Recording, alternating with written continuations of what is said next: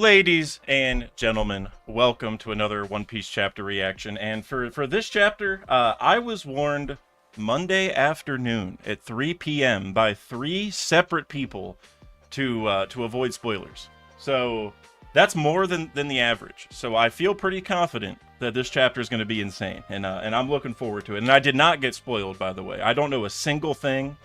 I don't even know if we're sticking with the flashback. I know nothing that's about to come other than it's insane. So we are going to get into it pretty quickly, at least relative to normal, because I do not want to risk getting spoiled whatsoever. Usually we wait till Friday to do these reactions, and like it's like 3 p.m. So like this is kind of in the middle ground of where I usually do it.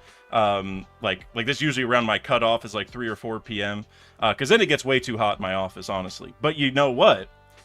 This chapter was so insane, I was like, we're going to go live the second it's ready. I don't care. We're going to do this. I'm not risking getting spoiled. At 5 p.m., so in about an hour and a half, the Cavaliers play their first Summer League game. And I was like, there's no way that I'm going to sit there and watch that game knowing that there's a chapter waiting for me that has some peak behind it. And that if I open my phone at any moment, I might accidentally get spoiled because someone thought I read it. You know what I mean? So we're just getting into it. We're making sure we read this nice and early this week. And if it's crazy enough, reading it on Thursday makes it easier to do a video on, because then I get a whole extra day, right? So, so definitely looking forward to this. I'm going to get through these couple quick super chats real quick, and then we're just going to dive right in. Quanidin with the $5 super chat. Absolutely insane chapter. It felt a good bit longer than usual. 12 out of 10 chapter easily. Well, my guy, you know, every week I usually concur with your take. So you're saying 12 out of 10. That's getting me pumped. That's aligning with the vibe I got from everyone else. And the people who were warning me were like every week sometimes I have different people warning me about spoilers, but this time it was like everyone, and all the people that did were people who like know my theories and takes very, very well. So in general, I'm so pumped for this. John Stoops, member for 14 months, at work, can't stay, gotta say hi. Fire chapter, dude. John, I genuinely can't wait. It's unfortunate you're at work.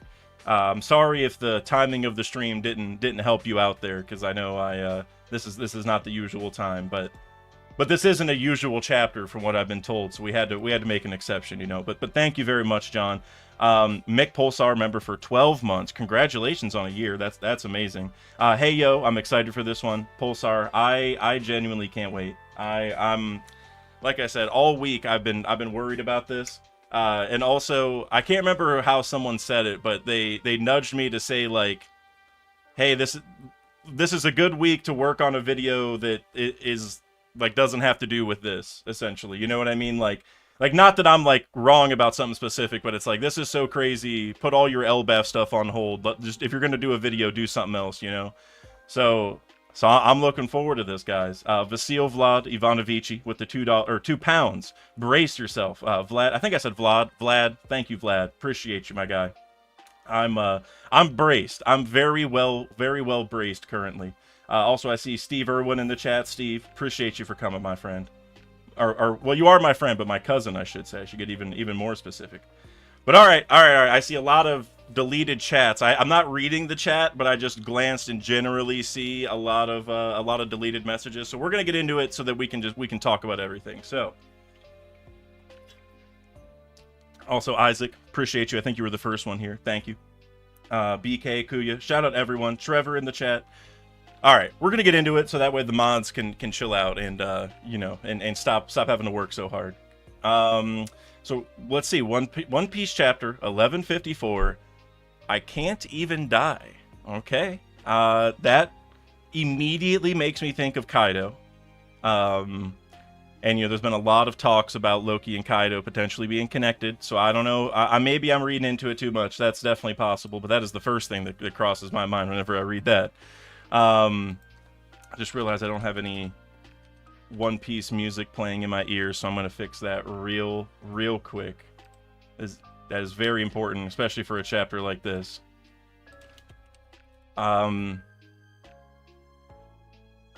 Let's do this one. Cool. All right, so we're back to the Yamato cover story. Looks like we're still in Ringo. At the grave of a hero born in West Blue and brought up in Ringo.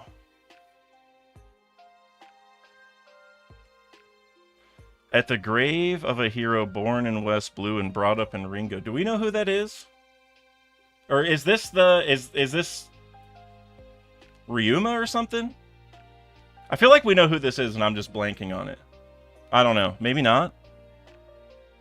Makes me think Ryuma immediately because his sword was taken from the frozen area, right? Or I think we were at least led to believe that. And it's very interesting. We'll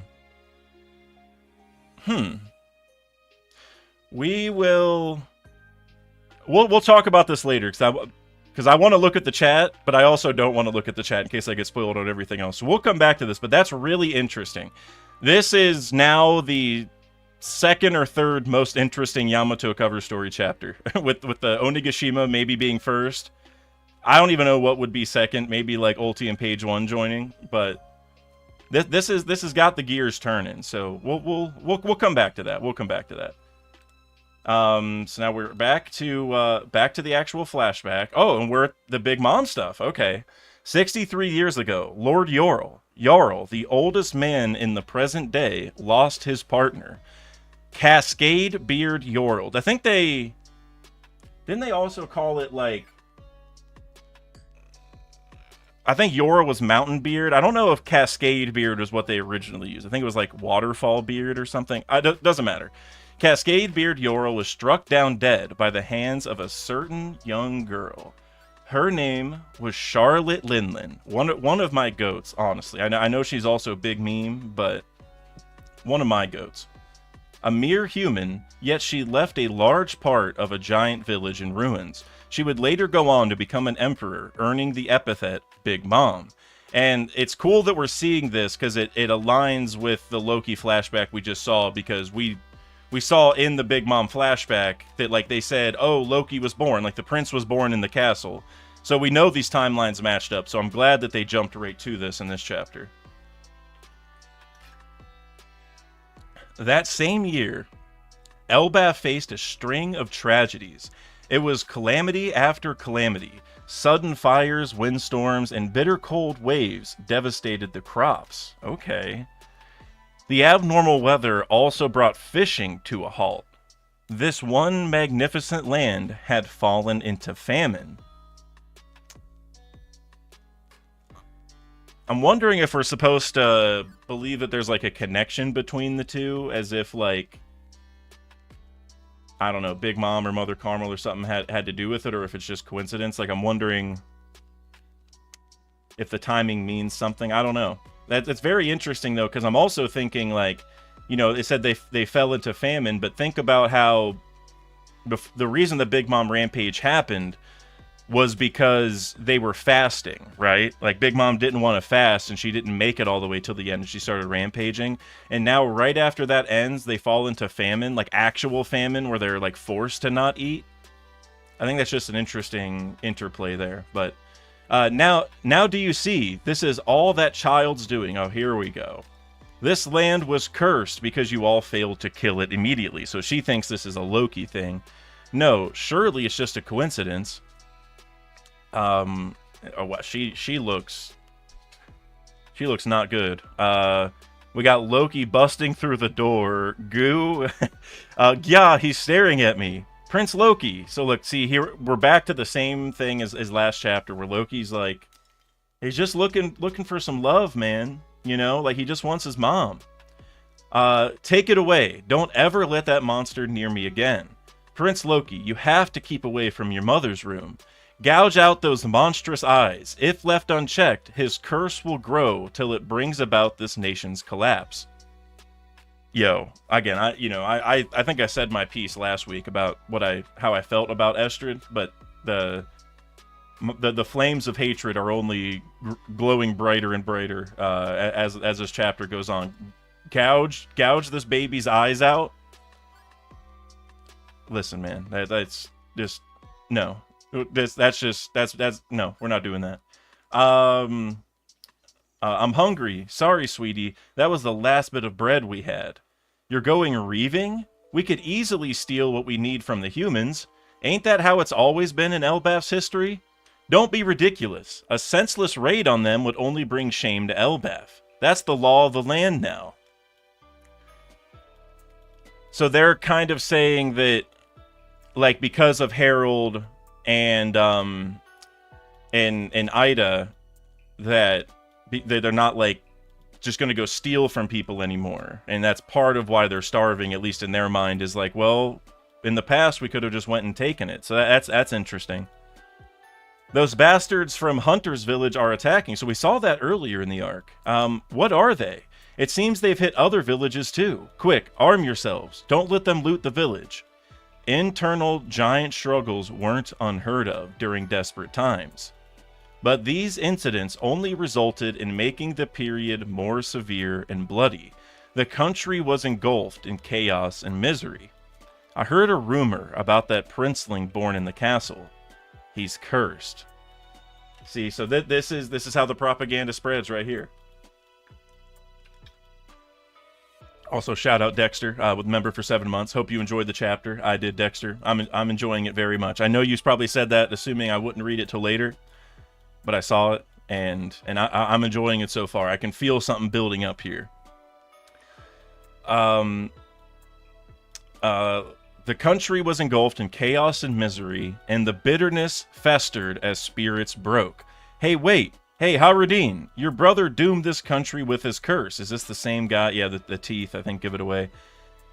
As his elder brother, you'll take responsibility as a sacrifice. Okay, see, this is...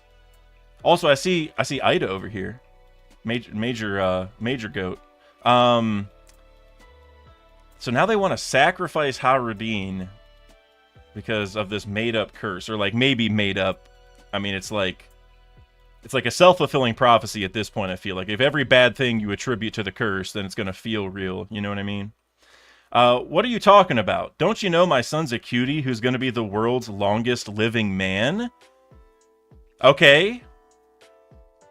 So that's Haradin's future, I feel like, is to eventually, you know, grow older than even Jarl. I mean, I'm sure Jarl will die, you know, before Haradin gets near that age, but I think now he's got to even surpass where Jarl ends up dying at, right? Which, I mean, we won't get to see. Like, Oda would have to show us a far... Like, his dream is to be king of the giants. I think it's setting up that that's going to happen. And I think this is also setting up for that. Or, well, setting up for another thing. So that's interesting. So Haradin is going to end up being, like the king of the giants, but also one who lived a really, really long time and probably led to a lot of prosperity, I guess, is the idea of what Oda wants to do with him, which I like that. Oh, this guy's grabbing Ida by the neck. All right, this guy's got to go too. This guy, oh, he's on my shit list, I'm telling you. This guy, I don't know who he is. Hopefully we get a name. Can it, Ida? You're nothing but an outsider who seduced Harold. All right. Someone take care of this, man. Him and Estrad got to go. Go to hell. I love this country. Don't you lay a finger on my mom. Oh, here we go. See, I'm a Harold fan. I'm a Harold fan. There's no other way to put it. I'm going to flatten you. King Harold? Daddy, King Harold. Brothers, you must not fight amongst each other. The king? Man, Harold. Just Chad status. Also, okay, and by the way, this next panel right here where Harold says, word reached me about Loki's birth in the recent famine. That looks like middle-aged Kaido on the nose. That, like, I know we've talked about the similarity in facial hair and stuff, but this looks like middle-aged Kaido, like, 1-to-1 for me. Like, that, like, even aside from the theories of it all, when I look at him, that's the first thing I think is, like, dude, that's Kaido with, like, a different skin on. You know what I mean? He's just got, like, slightly different eyebrows and a tattoo. And the horns are, like, on the front, but whatever. Word reached me about Loki's birth in the recent famine. I was building a rapport. I always suck at saying that word. With various nations. When the news came, our allies acted without hesitation. They loaded tons of food and supplies to be shipped here. Humans may be small in stature, but not will. Very interesting way to phrase that. Our allied nations came together to ensure that we got enough to truly fill and satiate our giant bellies.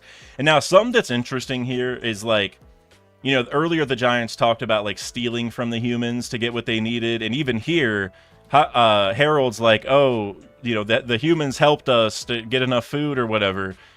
I mean, think about how much food that is because they're giants. Like the fact that humans can even produce enough food anywhere to take care of these guys is kind of crazy. But we will graciously accept their aid. Harold, how are we supposed to dock on the island?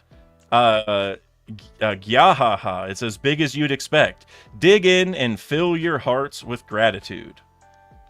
If these good folk are ever in a pinch, it'll be our job to return the favor with all our might. Remember, this tiny world is ours to share. All right, that's a cool ass moment right there. That I actually really like that.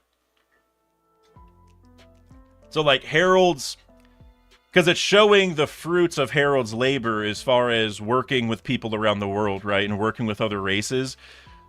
So I'm a huge fan of this, that there's actually like a payoff for it in this moment, because I think throughout the rest of the arc, there's a lot that we'll be able to pull from it that's positive. I mean, the fact they have like a library in school and they're focused on that now is good in and of itself. But I'm really glad that the Giants of the past got to see some fruits of that labor too, just so they got like a reminder that Harold isn't crazy, or maybe Harold is doing something good, which Harold still might have some iffiness to him, you know what I mean? But in general, I'm a huge fan.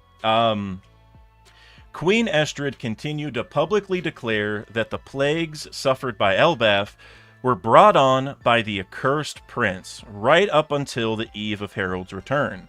She denounced her son with bitter hatred until her final anguished breath. So she's gone. And it looks like, I mean, I see Harold shedding a tear, but he's probably the only one, man. He's got to be the only one. Naturally, the people believed her passing was part of the curse. See, so I think it's really interesting how like the curse is probably propaganda because she just said it and like they're attributing everything to it. But you know, with like the Herald text and the mural and like with the stuff you learn at Laugh Tale, we know that you can kind of tell the future, or like there's like a prophecy for the future. So I still wonder if there's some truth to it. But Loki, my son, and so we see Loki already has the bandages on. So given the series of events here, where this woman is saying gouge his eyes out, and then he's got the bandages on.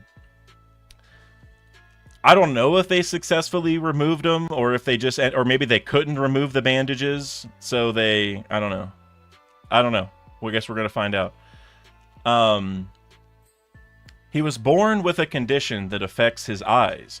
Well, he could see, but I understand. What a pity.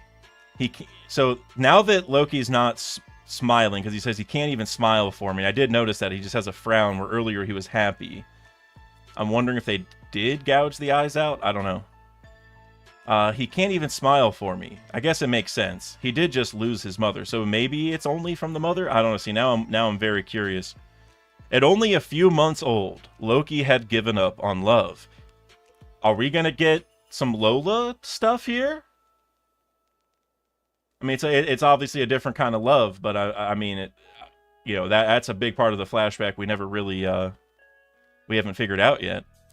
You sure have a lot of scrapes. No, those are, and then they cut it off. So I'm guessing he did lose his eyes then. Harold's diplomacy soon started to bear fruit, which, hey, I literally was using that phrase. And Elbaf's winter finally came to a close. Branch Route 1? That's right, it'll help build inter-village trade and communication. Restoring the fractured nation and venturing across the seas continued to be prioritized while other things became an afterthought. Freak. See, Loki's had it too tough, bro. Estrid's older brother was appointed as Loki's personal steward. This Estrid family, bro. They got to get out of here. This is the realm of the dead. Isn't it dangerous here? The coastline keeps this area separated, so the beasts won't come near. Pinch. You're so cute when you're worried. So I love Ida. What's What's her shirt just says Grog. Maybe there's a G on the other side, so it says Grog because she. Wait, there's like an axe that acts as the like spout for the alcohol. That's cool. Don't you have training with Elbow from West Village? You should head back. This is Ida's Tavern, you hear? Fishermen, castaways, even pirates. I'm ready for any and all customers. With any luck, I'll be of help to Harold. So I like that. 56 years ago, Jarl's house. You were at the scene of the Reverie incident, Harold? The Reverie incident, 56 years ago. I don't think we know about this, right? I think the only other, like, reveries we really know about are the one that Emeth went to, and then there was also the one where, like, I can't remember his name, like Thalasis or something, Thalasis Lucas, maybe? I know he talked about Dragon at one, and then we saw, like, Vivi get hit by Wapple and stuff, but none of those were 56 years ago, so this is a new one, I think. Yeah, my friend was one of the invited kings. He smuggled me in as one of his guards. I couldn't ask the questions I wanted to without blowing my cover. If that murder hadn't happened, I might have been exposed. So he didn't get invited as like a king, but he got to go in as one of the guards. And he would have gotten exposed if not for a murder? If you were caught, all this would be the least of your worries. Haven't you heard the tale of the Galera Warhammer Company? The kanji is Great Hammer Battalion. Furigana might be a spin on Gali La. Oh, if there's a Gali La connection, that's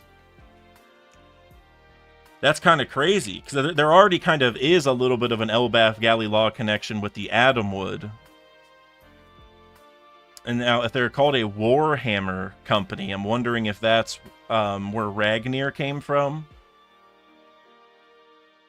This is interesting. They're that gruff troop of giant shipwrights that arm themselves with warhammers, right? I thought they were just a myth. Giant shipwrights. So if there's a Gali La connection, it makes sense that they'd be shipwrights. But a troop of giant shipwrights that arm themselves with warhammers? No, they existed.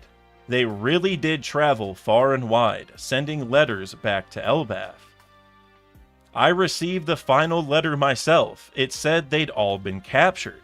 Can you believe it? Over 100 warriors were taken prisoner, including ancient giants.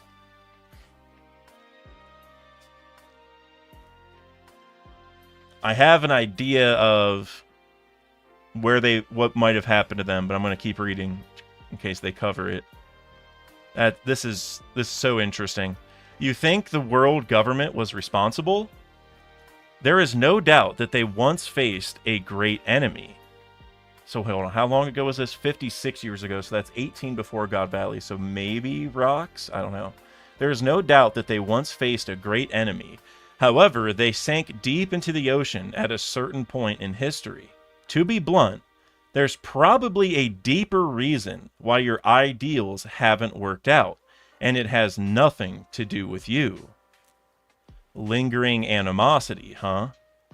These are just rumors, but I also heard a story about a frozen army of giants somewhere, so this is exactly what I was about to say. The giants on Punk Hazard that I was thinking of, which I think in the image there's actually some like non-giants, but there are definitely some giants there frozen in the ice, and that was the first thing I was thinking of. But these are just rumors, but I also heard a story about a frozen army of giants somewhere. It seems our people are regarded as enemies of the larger world. Clearly, but I've already resolved to face any hurdle. Prince Loki, I know you cursed and killed my little sister. Prince Loki, who is saying that? Oh, this is Estrid's older brother. This guy.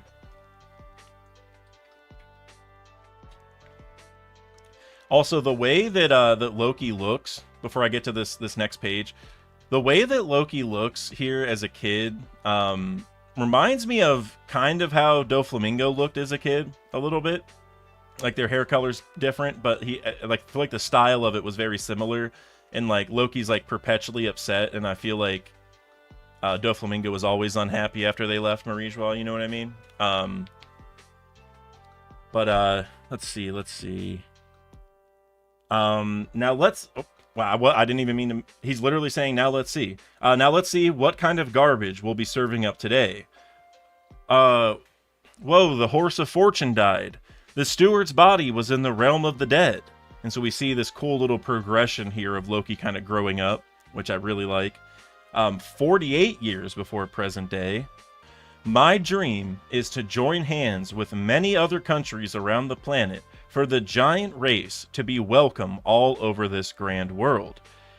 And that's so cool, given the like how people have thought of the giants, right? Where they've said like they're savages and they don't really like to associate with them and stuff like that.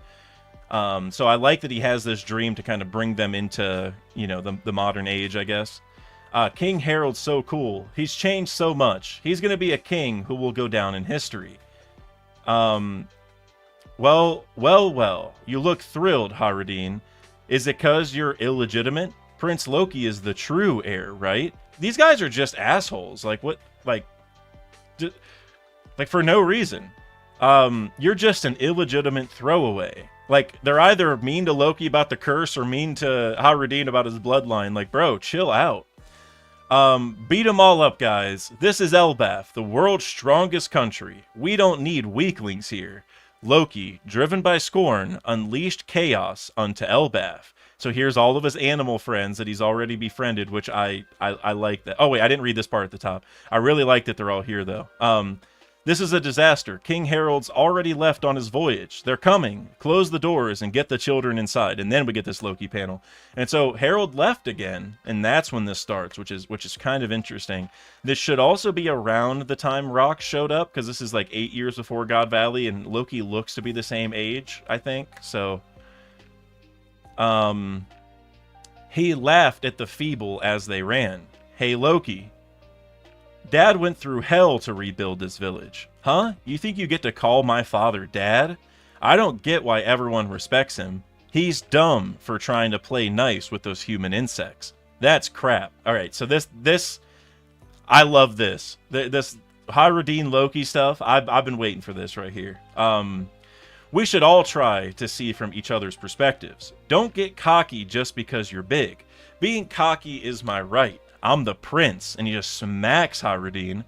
Don't you dare talk back to me, runt. Haradin, stay back, Gerd. He'll think you're his friend. Loki will hit you next. We are his friends, dummy.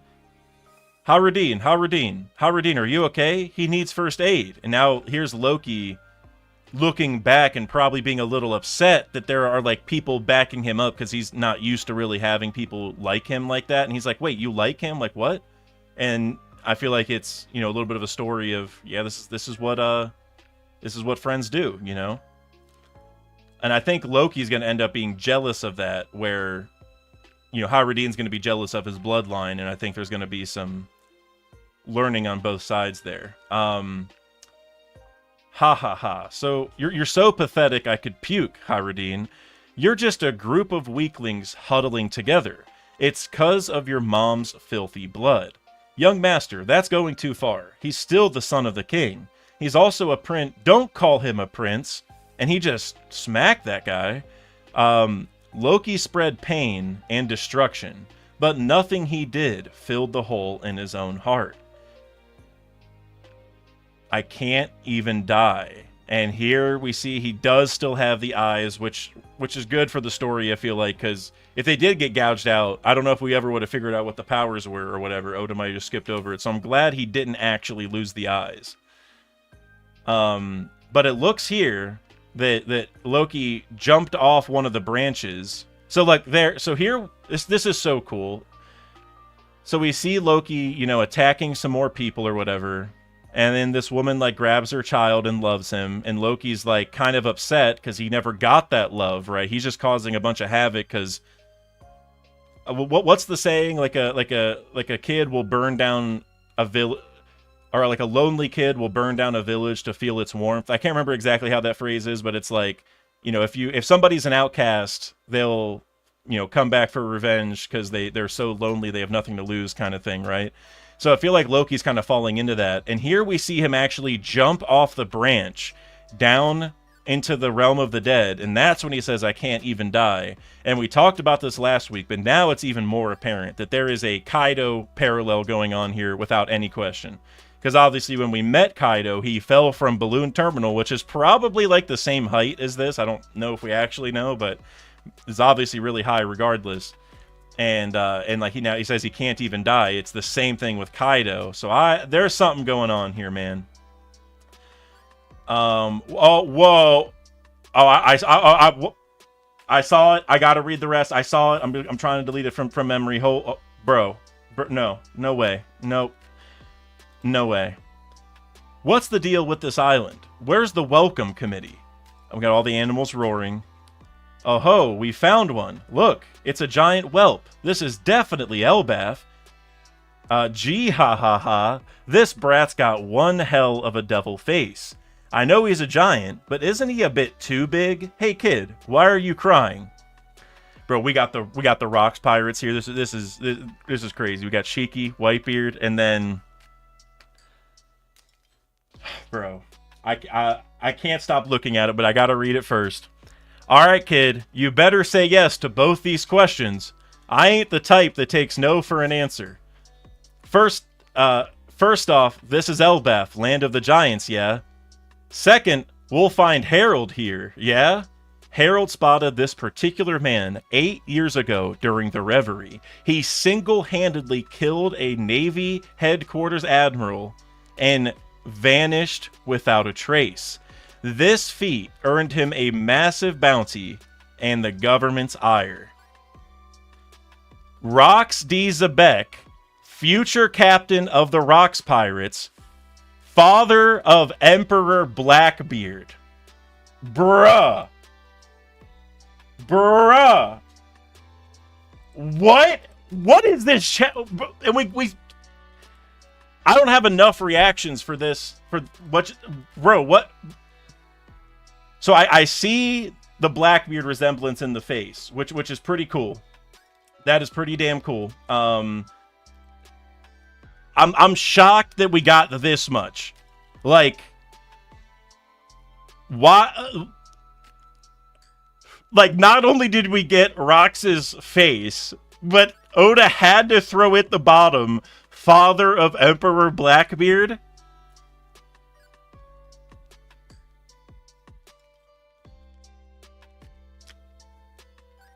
Yo, we are all eating at the highest quality buffet, at the Michelin star buffet. That's where we're all at. Every One Piece fan is at the buffet, and the food has no end in sight. Like, this is... I am shocked. I'm genuinely shocked. I've been like this the last like handful of chapters, but this is... I don't even know what to say, bro. Major shout out to the community for not spoiling me on this. This would have been so easy, and you know, not trying to give anyone any strategies, but this could have been so easy for someone to spoil me if they really wanted to. You know, or like, that would have been really bad, but like, even for like an accident, it could have been, you know, like, there's so many things you could have said, and I'm so happy I was not spoiled for this. Oh my god, bro.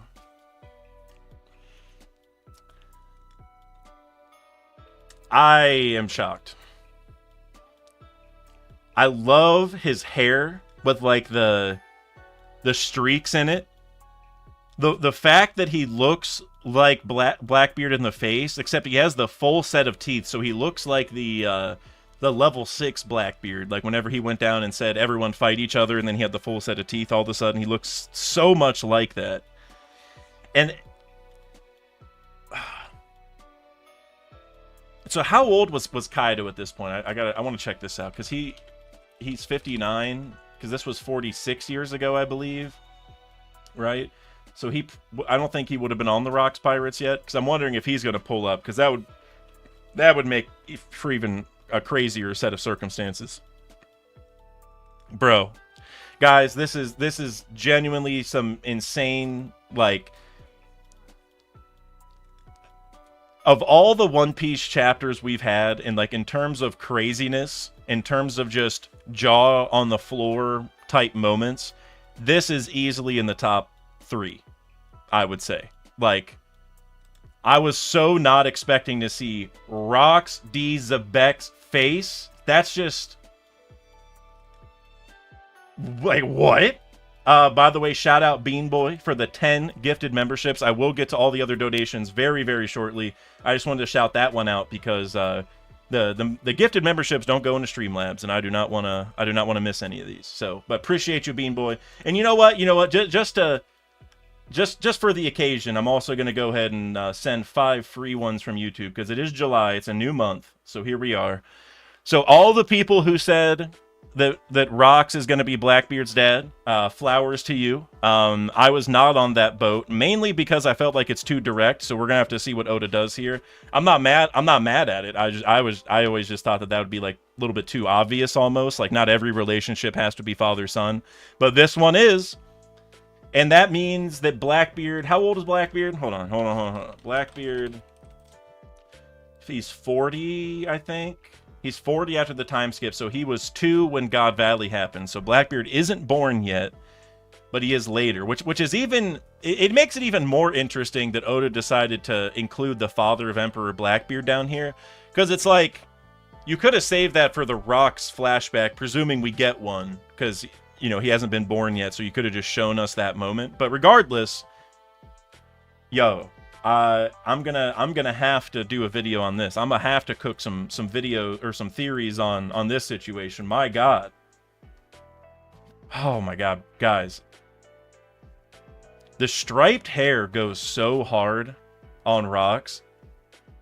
And also, so now that we know that he's Blackbeard's dad, I guess I shouldn't say this because I feel like I'm just going to shoot myself in the foot, but I feel like now we can probably say that he's not Buggy's dad because I feel like that was always the theory. He's like, oh, he's going to be Buggy or Blackbeard's dad. He could technically be both, I guess, but I would doubt it at this point. So now we got to start thinking about the Buggy theories again on who his family is, which I'm glad it's... If I had to choose between the two, I'm glad it's Blackbeard, but even like the way the text is down here where it's like a rough font, like a grunge font. Is that the right term? I don't know, but for his name, bro. I need this next chapter. I need this next chapter right now. And so this is the guy who... So Harold snuck into the reverie with someone else. And while he was there, Xebec killed someone. And so that's definitely going to parallel into what Blackbeard's doing now, I would say. That's one thing that just popped into my head, is like, Blackbeard's aiming to become a king, to be like a recognized king. And that probably is because he's going to do the same thing. He's going to assassinate somebody. And if we're going to go a full parallel and say Blackbeard's going to kill an admiral like Rox did, I feel like Kizaru makes the most sense because he has the light fruit, so dark versus light, and Kizaru's been in his same admiral position the whole story, so he's got to get moved somehow. So I could see that happening. I don't know. We're getting into the weeds of it now, but this is crazy, man. This is that. Like I said, I feel like a lot of the time, you know, us One Piece creators will get on here and say how hype a chapter is. This is so peak. This is so crazy. And most of the time it's true, like especially the last few chapters. We're not lying. But this is a whole other level of insanity. Like I said, One Piece fans are literally living at the buffet right now. And it's not Golden Corral. It's not Top China Buffet, although I do love Top China Buffet and Golden Corral, to be honest with you. It's not those. We're talking the Michelin Star Buffet. I'm not kidding. This is something else, man. All right, let's go ahead and get through some of these super chats. I'm sure you guys have some amazing theories to talk about, and I genuinely can't wait. And we have at least an hour to go through these because I'm definitely sticking here till 5. If we have enough chats, I'll stick around longer. But like I said earlier, the Cavs Summer League game is on at 5. So you know we got peak on peak today. If you're a basketball fan at least. ZMP323 with the $2 super chat. You said 10,000 out of 10 chapter. I concur. And you know, earlier, I I don't have it now, but yeah, it's not on Streamlabs. I don't know where it went, but I remember Quinn, and I remember you said 12 out of 10 chapter. Anyone who's rating this above a 10, you're correct. That's how I feel. This broke the scale. Like, this happens every once in a while where we rate some chapters 9, 9.5-ish, whatever. But then we get chapters like this that reset the scale, and now I got to go back to some of the 9s and 9.5s and be like, all right, those are more like 8.5s, 8s, you know what I mean? Because this is a 10. Above a 10 compared to the last scale. So, Kush Daddy, member for 18 months. Galley Law and Punk Hazard lore in one chapter. Yeah. And I love that because those are like, I mean, don't get me wrong, Water 7 Enies Lobby is one of the best arcs or what sagas, I guess I should say. But like those, like Galley Law specifically, and especially Punk Hazard, are kind of like somewhat minor things or minor moments, I would say, relative to a lot of other things that we're discovering right now. But the fact that Oda was able to weave in lore from Galley Law and Punk Hazard into all of this to make those even feel, you know, more important than they were before, like, I'm all for it. Like, I love Galley Law. I wasn't really expecting them to have, like, other than Iceberg making the island float and stuff like that, I wasn't really expecting too much lore, but Galley Law lore, like, bro, sign me up. Mr. Bushido, member for 28 months. Croc Theory dead, but I still see Dragon Son, Uncle BB. Hey, well, like I said with Buggy, I would... And Bushido, I gotta say, whenever you come in and, like, the first thing you gotta say is, haha, you got a theory wrong, like, that, you're really ruining the moment. Like, if that's what you gotta say, I'd prefer you just don't super chat. You know what I mean? But I wouldn't even say it's dead, to be honest with you, because he can have more kids. That's kind of the story of Harold, right? He has multiple kids with multiple moms, so...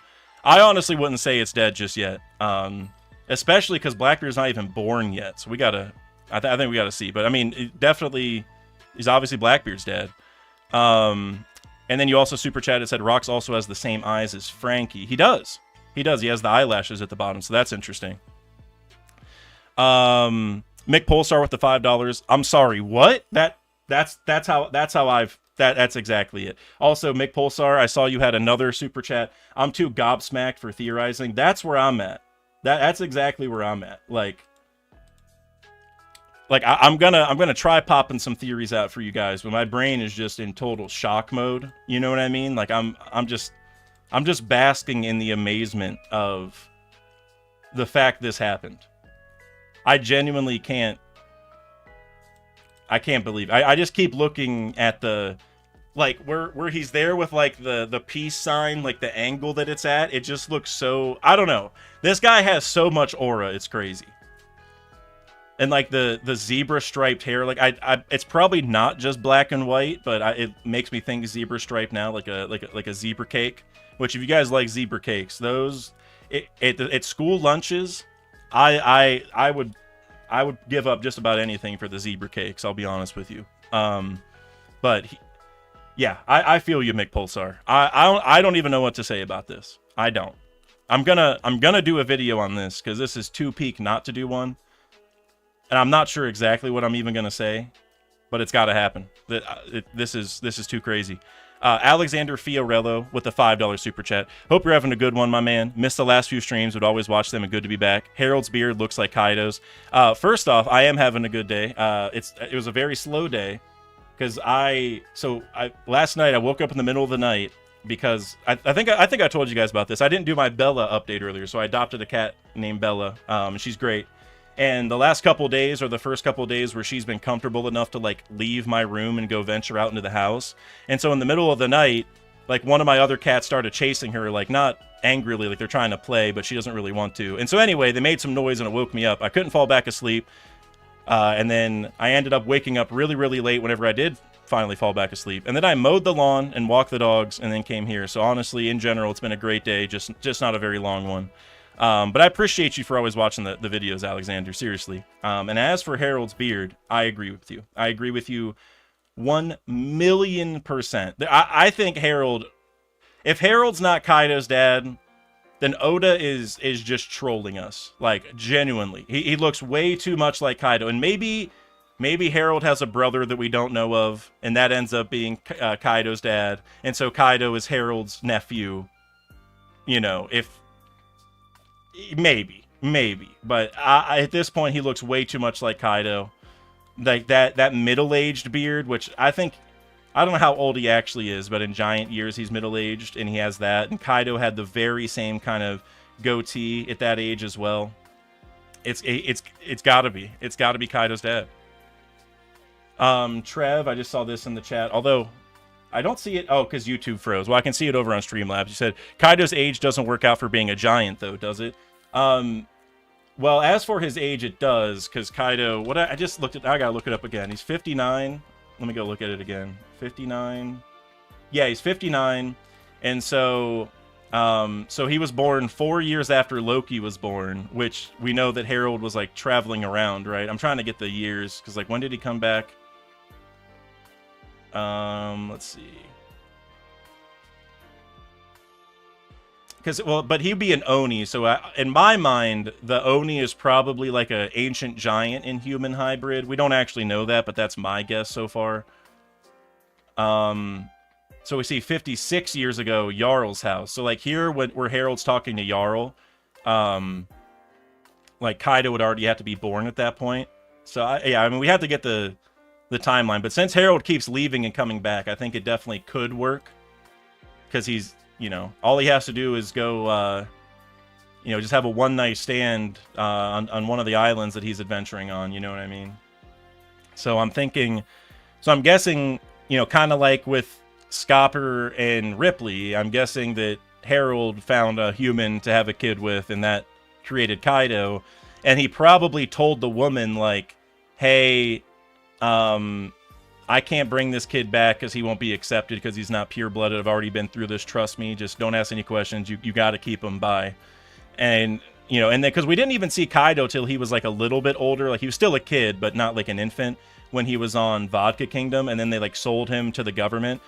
And so I could also reason that maybe the mom sold him to Vodka Kingdom because she couldn't handle him or something. I don't know. But there's definitely some ways that you can weave that all together. Let's see here. Nick Ilvento, member for 12 months. Zebek looks like he got multiple personalities too. That's interesting. I didn't really think about that, but the fact that he's got like the multicolored hair kind of could maybe lead to that. I'm gonna go back down there. And you know, now I'm also wondering, he says we'll find Harold here. What is Rox coming to Harold for? I didn't really even think about that part. Like we said, this is just so crazy. The theories aren't even really flowing. But what's he coming to Harold for? I don't know. But yeah, I could definitely see them. And you know, actually, the more I think about it, this multiple personalities thing, we talked about this in my redacted video with Kev, which, by the way, I have the next redacted guest already set up. I'm trying to get better at this, guys, so that way I can tell you during this stream who the guest is. So that way, if you got questions, you know, you can ask them, even just the comments here. But I'm going to be doing my next redacted discussion with Parvision on Saturday. So we got a couple days. So if you want to, you know, ask something specific for us, or even, like, don't have to do it right now. If you have an idea that crosses your mind tomorrow, just come and drop a comment on this video or join the Discord and go to the redacted questions section. That's where we kind of get the all the comments for us to discuss during those podcasts, I guess. I should probably call it a podcast. That probably makes the most sense. So yeah, we're going to be talking to Parvision. But anyway, what's making me really think about this multiple personality thing now is, you know, Elbaf is also where we're going to get to the bottom of the Mother Carmel and Big Mom thing. And I talked about this with Kev in my last redacted video. But just like how Emu took over Gunko's body, I wonder if we're going to see, like, Mother Carmel take over Big Mom's body, because maybe she's still alive in there. Maybe it's, like, tied to the way the soul fruit works or something, right? And so I'm wondering if maybe now we'll get like a third instance of that. And not that Roxy Zebek will like fully take over Blackbeard, but just that like we'll get to the bottom of the you know, controlling somebody else theme. You know, if there was a place to do it, it should be where we already have the Emu Gunko thing, where we're probably going to get the Mother Carmel thing. I feel like this is probably the most natural place for that to happen. So actually, yeah, I could definitely see a multiple personality situation happening because this is where it should be. So you might be onto something, Nick. Kuya Pixels, member for 22 months, 10 out of 10 chapter because Roxy's a Beck and Loki. Yeah. 10 out of 10, 20 out of 10, 30 out of 10, anything, any 10 or greater. I agree with, man. This is crazy. Alejandro Solis, member for 20 months. My friend just count up to peak. Can't wait for more. I think you mean, or just caught up to peak. I think you mean. That's awesome. Where we are at in the story, like I think a lot of us said this back when Wano was happening with Gear 5, but like that was a really good time to get caught up because I mean Gear 5 happened, we're in the final saga, we're past the Emperors now. Well, like we still have more Emperors to fight, but we're past the Yonko saga. I think now we're at another inflection point like that, where like if there are still stragglers who haven't gotten caught up or who aren't into One Piece yet, this is the time. This is like, if you have friends who are dragging their feet on getting caught up on One Piece, go tell them to hurry up. You know what I mean? One of my friends, Brandon, I don't know if you're in the chat, Brandon, you're probably at work, but he's one of my real life friends who I got into One Piece. He was like, I don't even know, like 10 chapters behind or something. And he just read them like last week. And he's like, bro, what is happening? And now we got this one. Like anyone who's not caught up and then reads like the last 5 or 6 chapters in a row, they're not even going to believe what they're seeing, So this is like, I don't even know. I genuinely don't know what to say. Also, Juvial Grace, I saw you said Shiki's fit is hard. I completely agree with you. Honestly, Whitebeard's too. I didn't notice it till now, but he's got this like trench coat thing going on. That's pretty cool. And is that Stussy over there? It's probably Stussy, right? I don't think it's Gloriosa. Gloriosa, it's hard to tell without seeing him from the front, but that's probably Stussy. But either way, yeah, Shiki's fit, it's very Wano-esque. And remember, Higurashi pretended to be Shiki, right? Like she had Shiki's face downloaded, however, I don't know what the right way to put it is. So there is a connection between him and Wano, at least there. So I don't know, but yeah, crazy stuff. Crazy. Mr. Bushido with the €5. Notice the other day, O'Hara in Ireland, O'Hara is said to be sons of Sun God, SONS of Sun God. Nico means victory. Robin R said to carry the spirit of the dead in Ireland. So when you said in Ireland, O'Hara is said to be sons of the Sun God. Is there a legend in Ireland specifically about like a different O'Hara? That's interesting if so. And Nico means victory. That's interesting. Like if it's actually the word O'Hara. If so, that's kind of crazy, I feel like. That's kind of insane. This said to be sons of the Sun God. Nico means victory. Robin R said to carry the spirit of the dead. Wait, now this part, Robin R said to carry the spirit of the dead in Ireland. Now that part I'm confused about. Who is Robin R? Do I not know who Robin R is? I probably don't. Obviously, I guess if I did, I wouldn't be asking the question, but still, that's kind of crazy. Debus with the Canadian $7, sending you a DM on Discord of a theory my brother and I came up with. You got to pull it up. It's been spreading like wildfire. All right. Let me pull it up. Oh, I got so many. I got Kush Daddy. That image you sent me is hilarious with Blackbeard, like Blackbeard, and then the buggy side. That's pretty funny.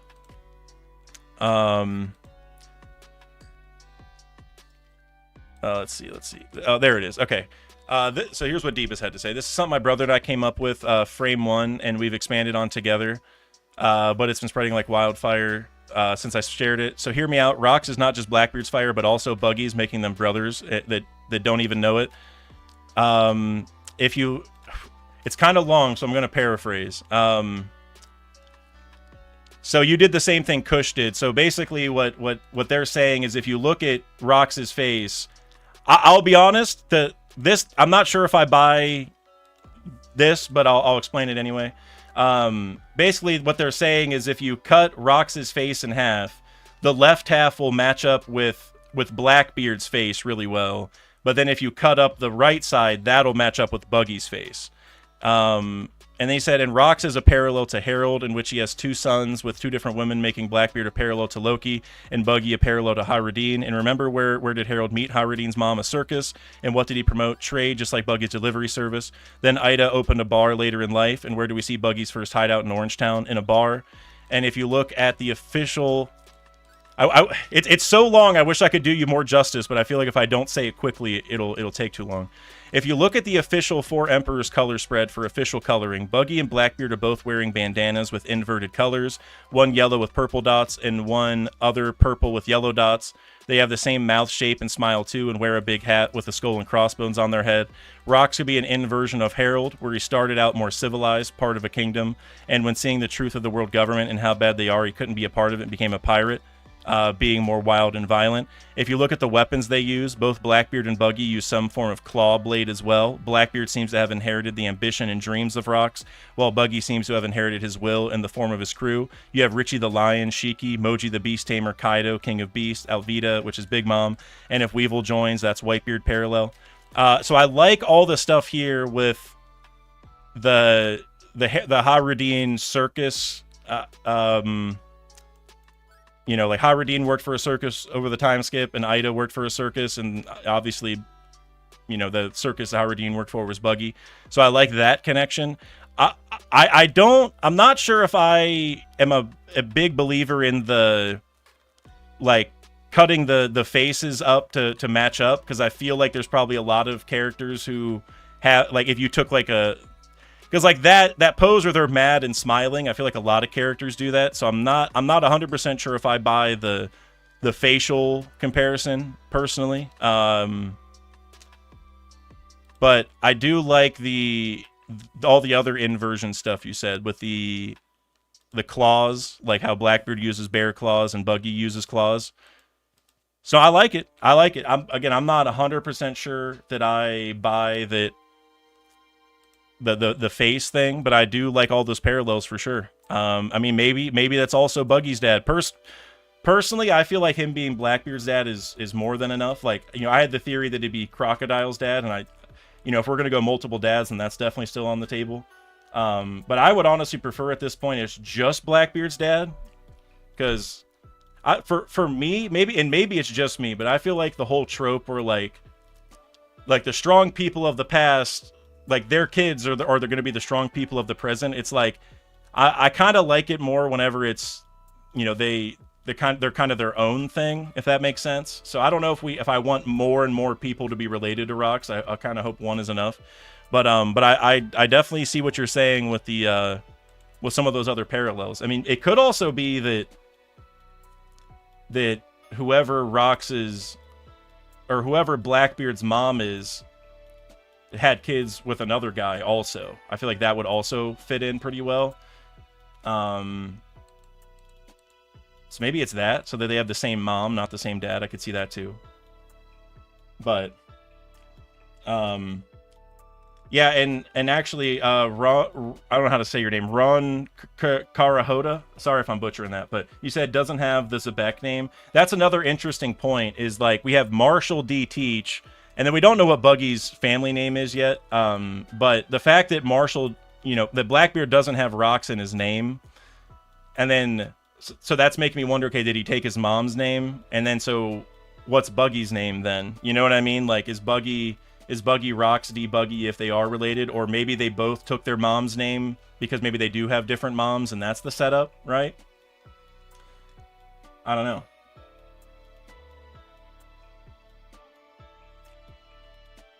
Barnacle Boy 127, you said this is kind of the last. This character is related to another important character that I want. Honestly, that's where I'm at. Like Rox being someone important's dad, it's totally fair game. Like, I'm hyped about the Blackbeard connection now that it's confirmed.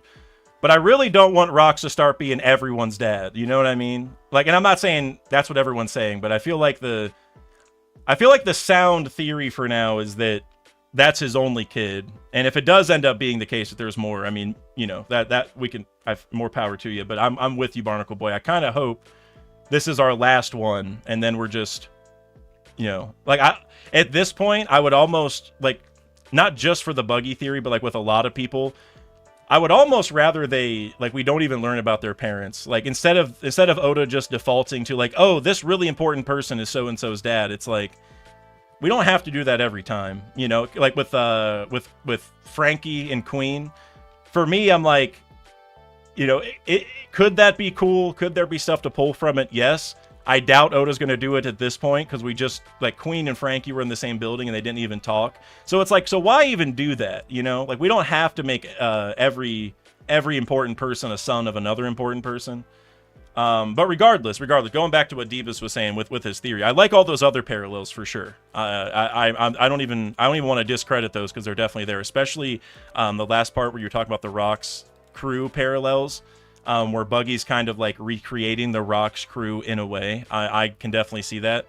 And I actually agree with it. I think that's 100% what Oda's doing. But as far as him being Rocks' kid also, I'm a little iffy on that. I'm a little iffy. But hey, if I'm wrong, I mean, I was already wrong about Blackbeard. So, you know, you won't hear any complaints from me. I'll definitely give you some flowers. And also, if that's spreading like wildfire on all the Discords, that's awesome. Maybe you should drop a video, Debus. I don't know if you're a video guy, but maybe you should. Trevor Verge's art with the $5. We don't have to talk about Pixie Cut Stussy and the suspenders, but holy shit, Rocks D Teach. Yes, and I'm glad you said Rocks D Teach, because it is, you know, I guess that's his real name, right?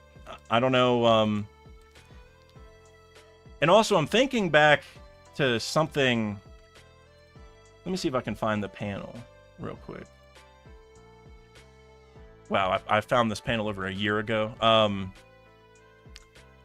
So remember in Egghead when Saturn was talking to Devin and Augur, and they were, and they were talking about Blackbeard, and Saturn said, I forget it. I don't have the whole panel, so I can't say it verbatim, but he said his lineage was important. The exact phrasing was somebody said Blackbeard. I think Katarina said Blackbeard special, and then Saturn said as is his lineage, whatever the phrasing was. But since he said that, and the Blackbeard pirates responded, so you know about that?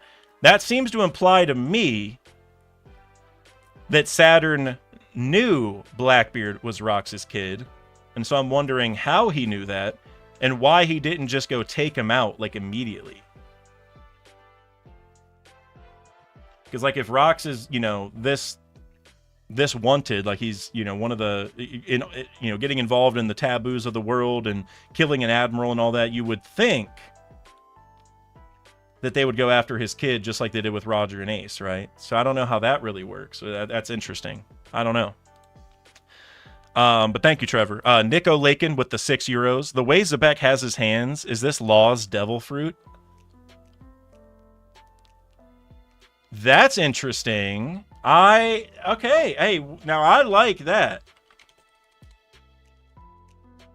It's a little bit different, but it's close enough, because whenever Law does it, I just looked up a picture of it. Whenever he does, I think it's shambles or tact, all that stuff. He has his thumb out too, and Zebek doesn't have his thumb out, but it is like eerily similar, isn't it? And you know, I've done a couple videos now talking about how the Op fruit was at God Valley as one of the prizes, but it would also be kind of cool if Rocks had the Op fruit and lost it there. I like that too. I don't know, you're cooking there, man. I'm not confident enough to say it's definitely Law's fruit, but the hand is interesting. It is interesting. Kuya Pixels with the $5 super chat. Currently in Paris right now. Dude, I hope you're enjoying it. Thank you for even being here. I mean, but I can't miss this chapter reaction. I was just about to say, like, dude, go enjoy your vacation. Don't worry about the stream. But then I was like, no. We just met Roxy Zebek. If anything, it's like you have no choice. You know what I mean? Like it kind of sucks that this came out while you're on vacation, but I totally get it. Like whenever this stuff happens, bro, you got to come talk about the peak. And major shout out to you and Kush and Birch and all the other goats in the Discord for protecting me from the spoilers. By the way, I know I saw in the mod chat. I tried not looking at the Discord at all, but I saw in the mod chat there was a few discussions about deleted spoilers and things. So I know you guys were on high alert. So I appreciate you. Thank you very much. But you said, but Roxy Zebek is him, and rip to the Buggy's Rock Sun theory meme. Yep. I mean, I would say rip. It's not like a true rip because at this point, who knows? But I would say it's probably it's a lot less likely for sure that Buggy is Rox's kid. Although it could all, going back to the herald of it all. I mean, like Rox could have multiple kids, but like we kind of said, then we're going to have so many people being the son of such a legendary person. Like, imagine if Roger all of a sudden had a bunch of kids pop out of the woodwork that we didn't know about. You know what I mean? It's like, I don't know. And also, it's kind of sad in some ways that Roger's only kid already died. And then if Zebek has all these other kids and they're still around, I mean, I don't know. It's like they went real hard to go get Roger's kid. I guess he was the king of the pirates, so it makes sense. But Rox was also pretty bad. And so if they didn't go, focus on his kids, but they did Roger's, it's just gonna, I don't know, it's gonna feel a little weird, but yeah, we'll see. We'll see. For now, it's all about Blackbeard though, for sure. Alexander Fiorello with the $2 super chat. Crazy Stanson lore with the foreign shipwrights. Yeah, that's another good call out. That like, what do they call them? The Warhammer boys? I can't. That's what I'm going to call them from now on. The Gale Ra Warhammer company. That's some crazy stuff, dude. Like, wait, there is no doubt that they once faced a great enemy.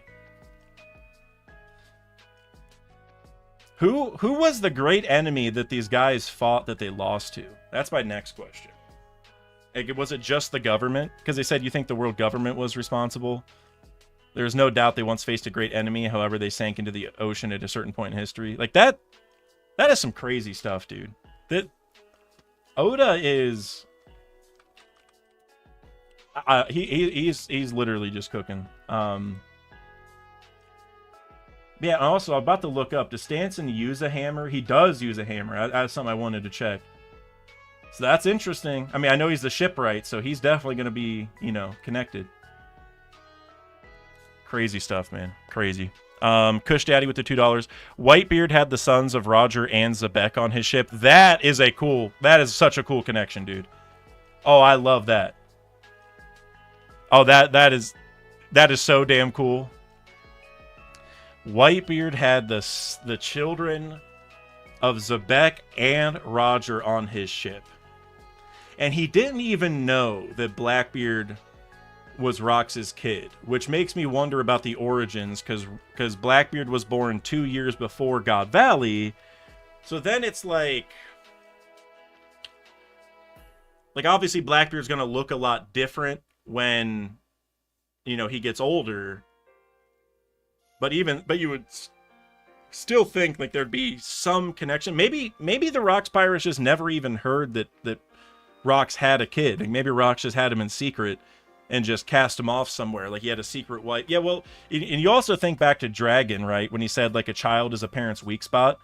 I think Rox would know that really well too, right? Like he would he'd probably keep his child out of the whole thing, kind of like Dragon is doing a little bit. Huh. I know, that's a cool catch, Kush Daddy, for sure. Brandon Charbonneau, hopefully I'm saying that right. That's an awesome name.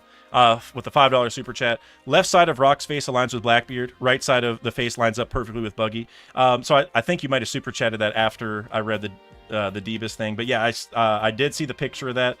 I'm personally not a big buyer of that, because I think you could take a lot of people's like determined face and cut it in half. And you know what I mean? Like for me, I'm not buying it yet. I'm not saying the theory is completely wrong, but the left side's definitely Blackbeard, the nose is Blackbeard, the teeth I mean, I guess the teeth look like Buggy and Blackbeard and anyone with straight teeth, but I don't know. If that ends up being true, I mean, you guys will be the first to say it, but I'm, I think it's kind of like we're taking a very specific Buggy picture from the Yonko poster and doing that, and I feel like it, like if he had his tongue out, I might buy it a little bit more, but I feel like we're just comparing two determined faces, like that. They're really, I mean, all it really is the eye. It's just they have the determined face. So again, personally, I'm not buying it, but again, I not saying that's wrong. I've definitely been wrong before, so don't take that as a full discount of it. McPulsar, I already read that one. Too gobsmacked for theorizing. Mr. Bushido with the Tyrio Croc comment wasn't meant as a haha word limit. I got you. Well, that's what it seemed like. It's like I'm gonna come in and the first thing I'm gonna say is you got this theory wrong, and I'm like, for one thing, we don't. If we think Buggy's on the table, then Croc's on the table. But I'd be more inclined to say neither are on the table. But I appreciate you. Sean Delaney with the $5 super chat. Zebek didn't sneak into the Reverie. He was invited because he was a part of Galley Law. Zebek is a class of ship. That is interesting, especially with the Saber of Zebek, right? Blackbeard ship. And so I like the idea that he was invited. And I think I said this earlier, maybe it was before you or after you commented, because I'm now 30 minutes behind. As you guys know, this tends to happen. But I think like Blackbeard, how he wants to become a king of a country. I'm guessing Rox did the same thing.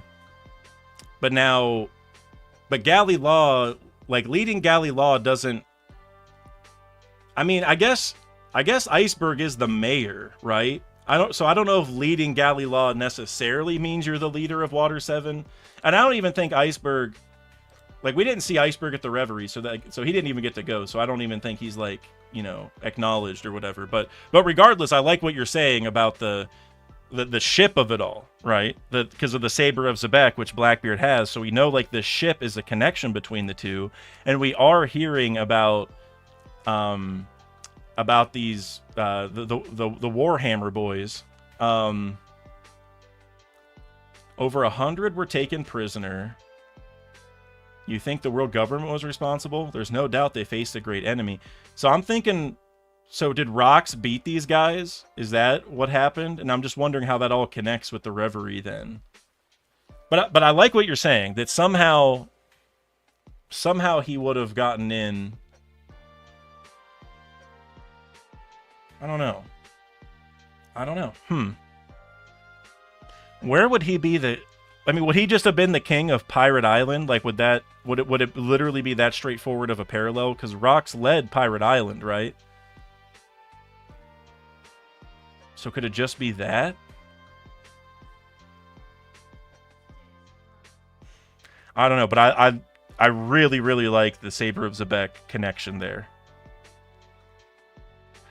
And honestly, like, if Zebek was like a shipwright, I mean, he's obviously the captain of the crew, but if he was also like a shipwright by trade, I think that would be cool. Just, I don't feel like we often see that, where like the captain has, well, like, I guess, like, if you look at Law, he's also a doctor, so the captain kind of has double duty. Now, there's other people who have doctor expertise on the crew too, like we saw in the, like whenever Luffy got saved, they're all like helping Law, like they know how, they're like nurses essentially.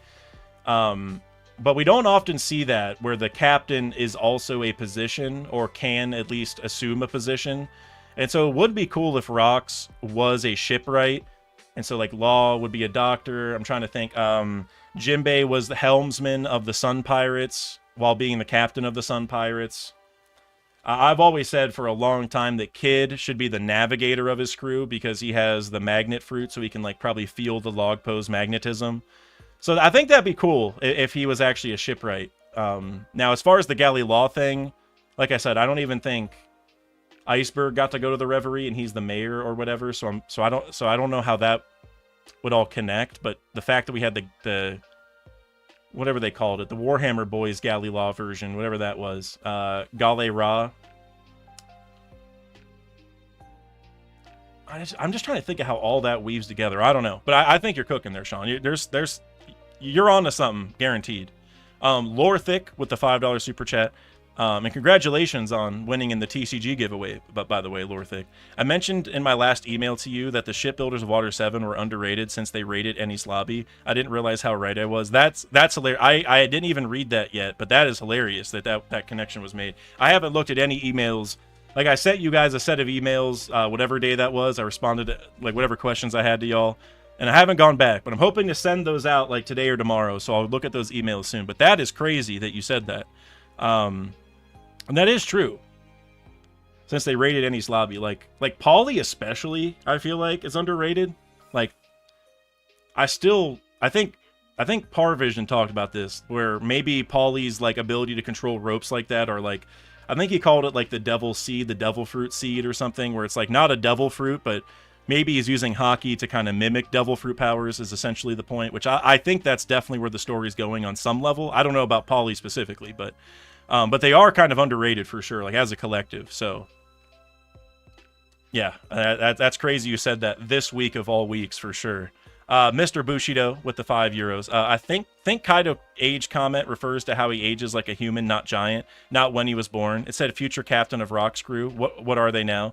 As far as Kaido's age, well, he's an Oni, so he probably doesn't age by the same scale as the Giants do. And actually, I would say that's confirmed because of Yamato, because we saw how small Yamato was, and now Yamato's, like, fully grown, and it's been like 20 years, right? And so I think the Oni age at the same rate as humans, because they're also not, like, that big. Like, they are bigger than average, but giants are, like, especially ancient giants are even bigger, at least taller, I should say.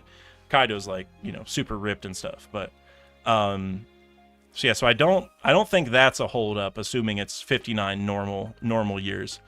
And actually, the fact that Oda said he's 59, and even if you go back to, like, the Vodka Kingdom stuff, I think the timeline's all matched that he's aging normally. But anyways, it said future captain of Rock's crew. What are they now? It said, let me go back down. Did it say future?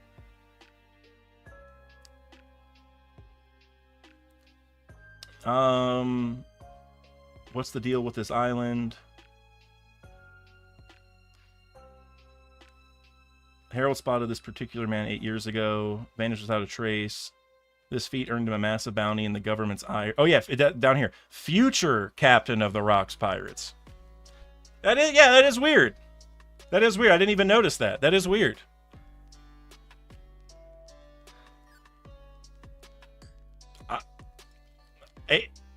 I'm wondering if they're just like an organization right now, like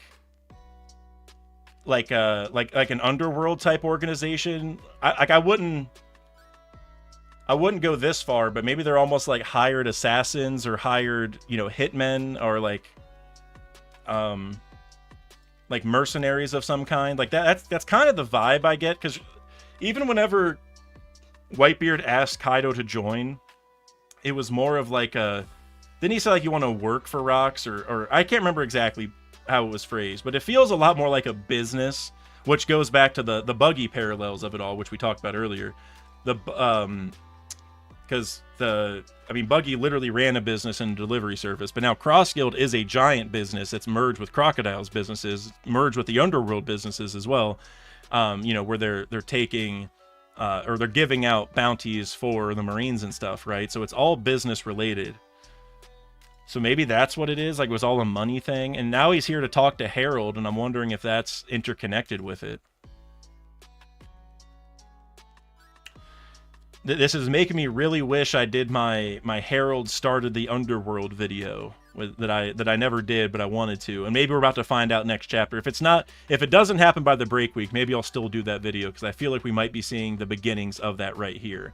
Because I think there was always some Underworld, but was there always an Underworld that was well established like the one we have now, where we have the Umit Shipping Company and I can't remember his name, but the warehouse guy that hasn't really, Giberson, that's his name. He hasn't really been developed, but we met him. And obviously Big News is part of the Underworld as well. Like there's like a well-established Underworld network, and I'm wondering if Rocks started that. Rocks and Harold maybe started that. Or Rocks started it, he died, and then Harold continued it, or something like that. So I don't know, man. That's a good catch. I didn't even notice that, Bushido. That's crazy. Vasil Vlad Ivanovici with the 5 pounds. Fandom. Egghead was full of crazy lore reveals. Oda, hold my sake. So true. And it's kind of crazy, right? Like looking at Egghead in this perspective a little bit, because we met the Gorosei, we've been waiting 20 plus years to finally see that happen. We got like a lot of Void Century lore. We got a little bit of Joy Boy lore. We got the rope hockey thing. Like there were so many big moments, and they were big moments. And I don't want what I'm about to say to take away from that too much, but these moments make those feel small in comparison. Like seeing the Gorosei is definitely insanity, but there's something special about seeing rocks, right? And it's kind of crazy because the Gorosei were mentioned 20 plus years ago. So we were waiting way longer for that, because rocks wasn't even mentioned until chapter like 956, I think. So he's only been around for almost 200 chapters on the nose.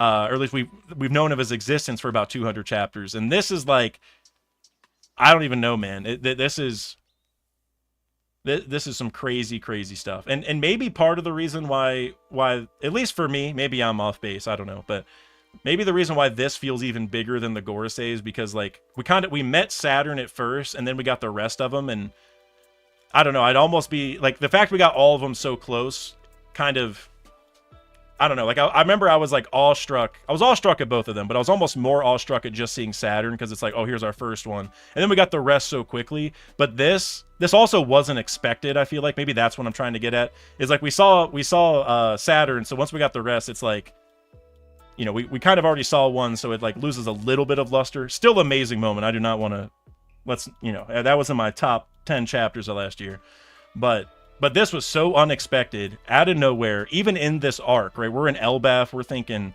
giants, we're thinking Usopp, we're thinking all sorts of other stuff.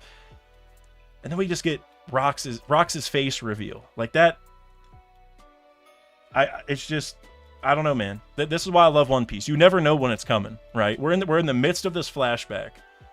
And it was also right after this Kaido-esque moment, right? Which I think is very important, because Kaido's not with them yet. Not with I guess they're not the Rocks Pirates yet, but we also had that moment which led right into it, which was so cool.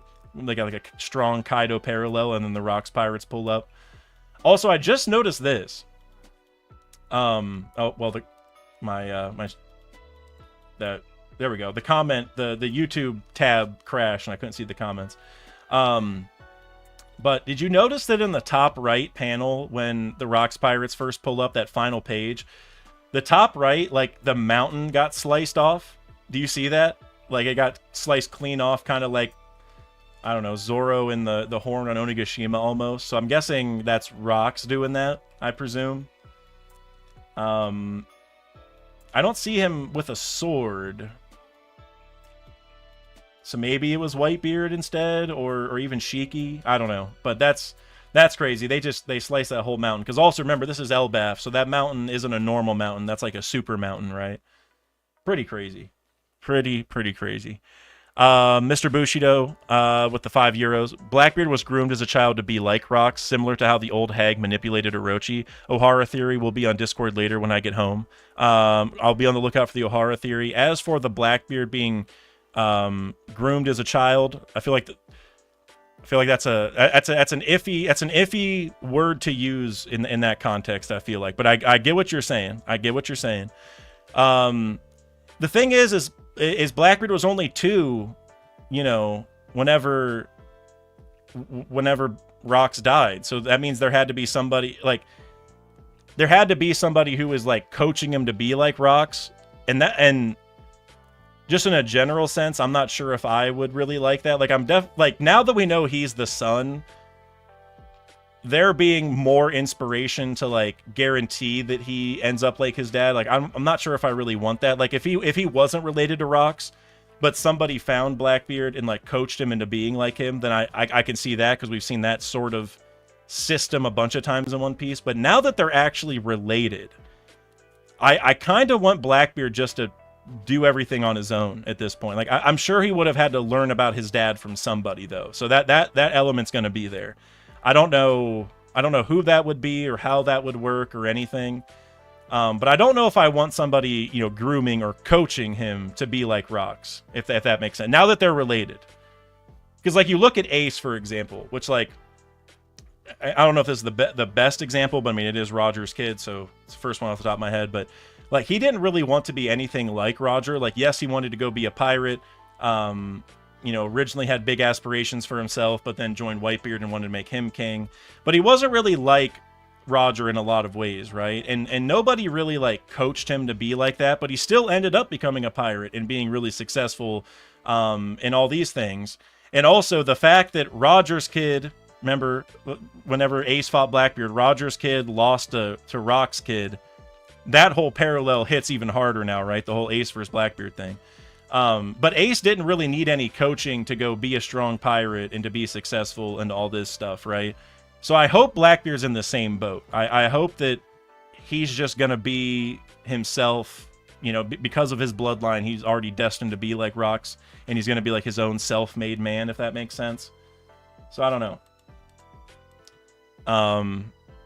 We'll see.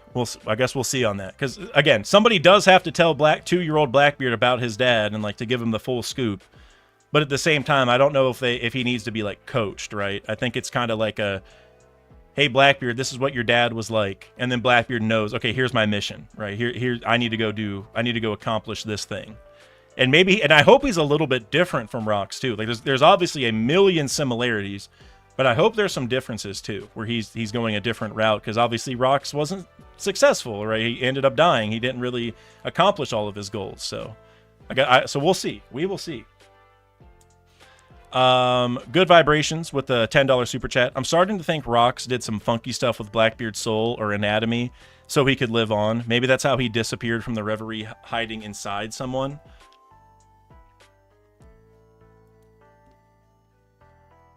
I'm starting to think Rox did some funky stuff with Blackbeard's soul or anatomy so he could live on. I like what you're saying, and you know what is really starting to make me think now is when it says father of Emperor Blackbeard, what if it's not father in the traditional sense? What if it's like, I don't know if Blackbeard would really be made in a lab per se. Like, I don't know if this is a Weevil part 2. We don't even really know what Weevil's background is, but my guess is he was made in a lab, but whatever.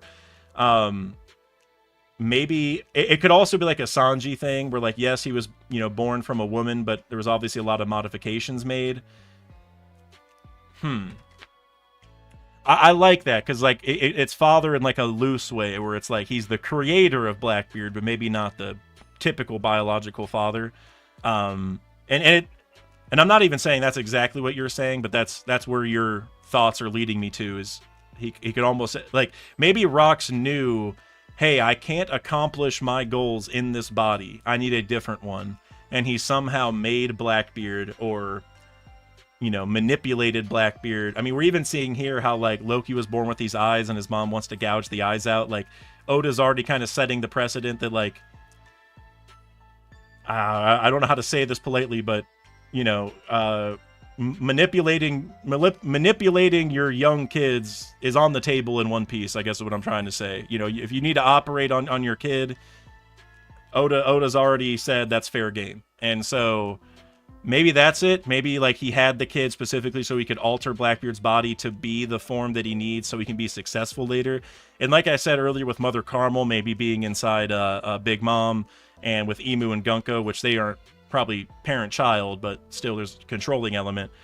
Maybe that's what we're going to find out is, like, Blackbeard, like, Rox is still alive in Blackbeard somehow. Like, Blackbeard was created solely for Rox's plan. Which I don't want to take away from Blackbeard too much, right? Because I really like Blackbeard. So I don't know if I love that idea. Like, Oda would have to do it in a really good way. But that's interesting. And then you also said that this could be how he disappeared from the Reverie, hiding inside someone.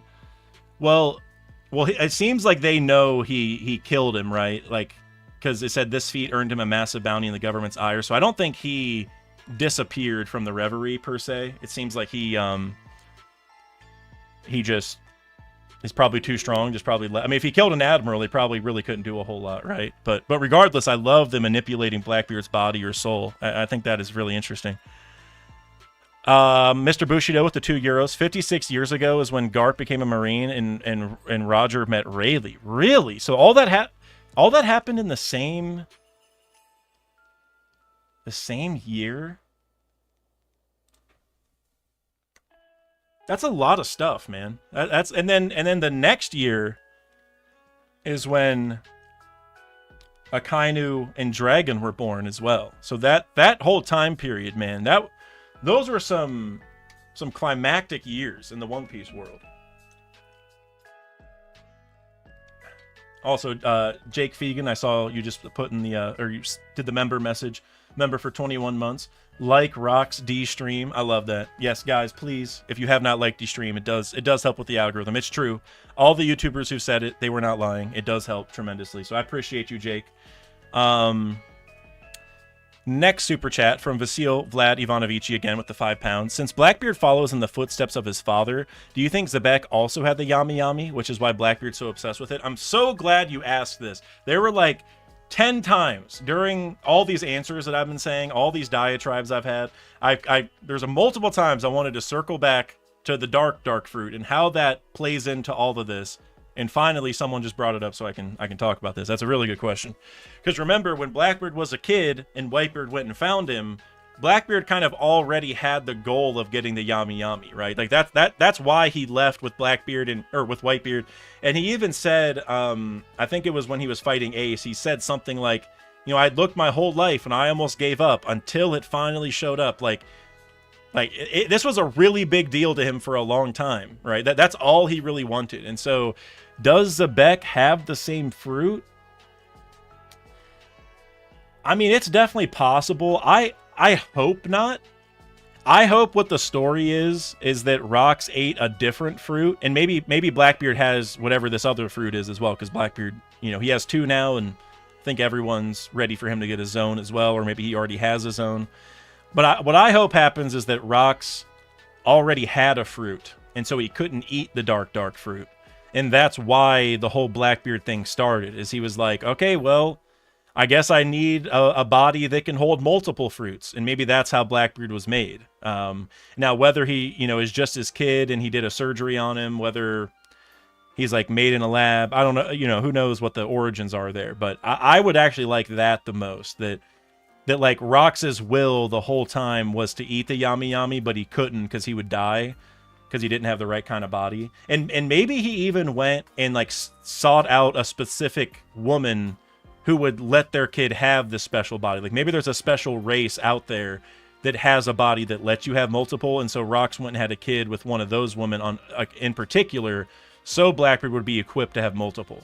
Because by the sheer fact that Blackbeard has 2 already, I think it sets the stage that Rox's plans involved multiple, if we assume that Blackbeard, you know, is falling in his footsteps.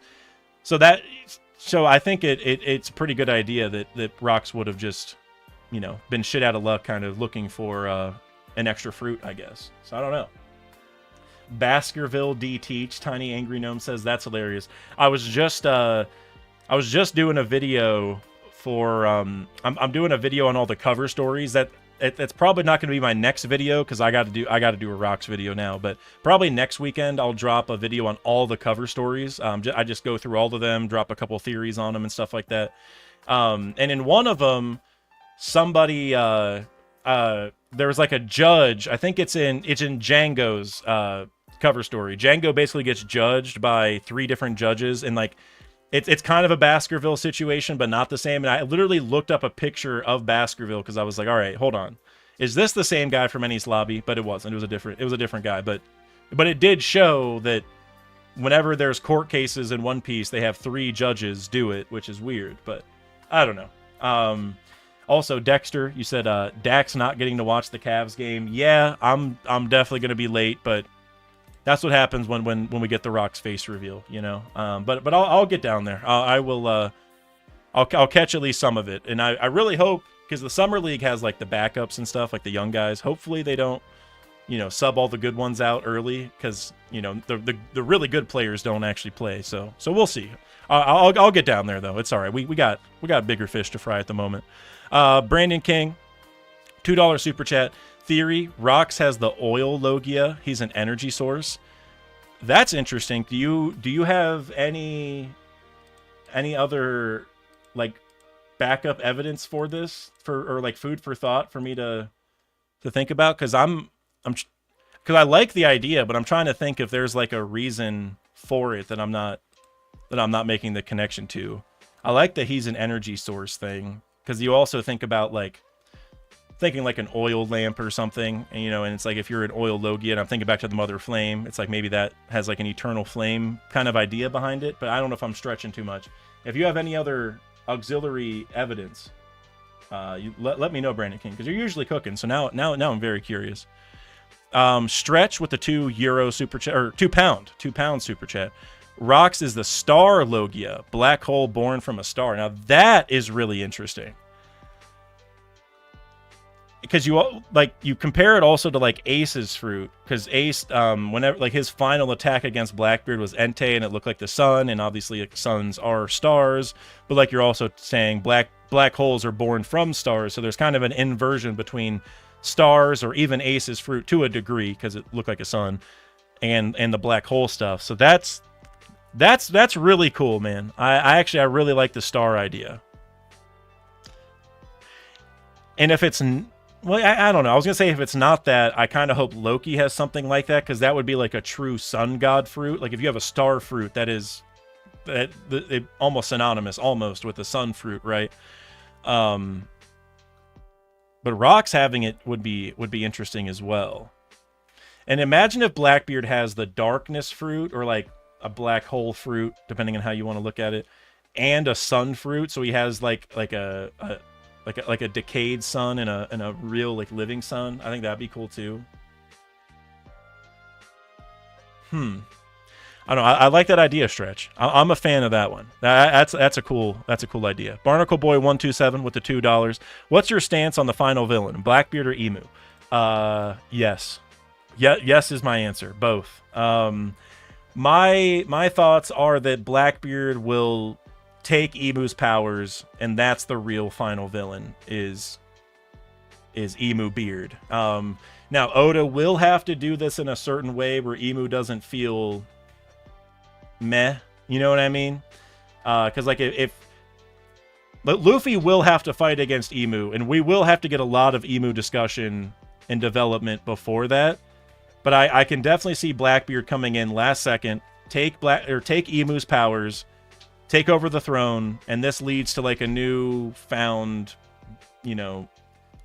alignment of everybody to fight against Blackbeard, where like literally everyone, including maybe some of the Marines and stuff, will finally fight alongside Luffy, because if they take over Emu, then it's kind of like, okay, the person we were listening to isn't really there. It's a new guy. Are we going to listen to this guy, or are we just going to go with Luffy and Nika and stuff? So I think that'll be a fun little twist whenever we get there. But both is my answer. Mr. Bushido with the €2. We got two back-to-back. Yeti Cool Bros are frozen giants. Love that idea. We really need to go back to the Yeti Cool Brothers, because if I remember correctly, we don't really know that much about them. Like I don't even think we have.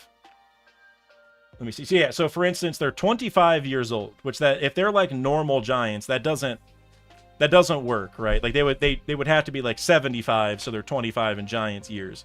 So they're not like normal giants if we're basing it off of that. And we also heard, let's see, in their Beaver card, they're a mysterious type of giant, so we didn't even get like their full race revealed or whatever. So yeah, I think that's a cool idea. Like they aren't normal giants though, so I'm not sure how they tie in necessarily, but we definitely need to learn more about them. And then you also said, I think Whitebeard did know Blackbeard is Rox. Face. You would think he would say it though, right? It's kind of the same thing with the Buggy argument, where like for Buggy, it's even more unforgivable because like the nose is so obvious. And so like if he would have saw a blue-haired baby with a red nose and then he didn't say anything later, it feels a little weird. So I'm not 100% sure. I'm thinking Rox had this kid in secret, and just so that way nobody knew, kind of like Dragon with Luffy. And honestly, if Dragon is able to keep Luffy a secret from the Revolutionary Army, who has all this intel and all that stuff, I can kind of believe Rocks would keep it secret. So I think I'm leaning that way for now, than just none of them knew. But it would be cool if Whitebeard has like a little expose, or like it would have to be a flashback, of course, at this point. But if he did have a little expose where he's like, yeah, I noticed that you looked a lot like our captain, and I knew our captain had a kid, but I didn't want to, I didn't want to jump in where I didn't think it was my business or something. Because remember how Kuma asked Dragon about it, and Dragon kind of told him to stop thinking about it, and Kuma's like, my bad, I'll forget everything. I could almost see a similar thing where Whitebeard just didn't, maybe he even had a talk with Rocks before he died about kids, and maybe he took away from that, like, all right, I shouldn't bring this up. That would be cool too, but I think I'm leaning more towards they just didn't know. Mick Pulsar with the $10 super chat. You said, maybe Whitebeard didn't notice a resemblance to Zebek until Teach got older, but didn't think anything of it. Or did he know and keep it a secret to keep him safe? Thoughts? Yeah, so you pretty much just said what I said, but in much more concise terms. Yeah, if he did know but kept it a secret to either keep him safe or to, like, honor his captain, to, like, not get in the middle of, like, family issues or whatever. Like, maybe he just brought him in, like, I'll protect him, but I'm not touching the family stuff because that's not my business. Like, that could work too. And I think there would be some cool meaning behind it, like, I think that would give some cool depth to Whitebeard, to show that he's even more of a Chad than we thought, essentially. Because obviously Whitebeard, like, these are all his kids, but none of them are his biological kids. But it didn't stop him from treating him like his own kid. And so maybe that's how he kind of thought, is like, well, I brought him under my wing, I'm gonna protect him, but I'm not going to go make him uncomfortable or whatever, or make my captain upset from the past. Like, he told me not to do this, so I'm not going to. But I don't know. I think there's a chance that he would have known, but I'd say probably not. Probably.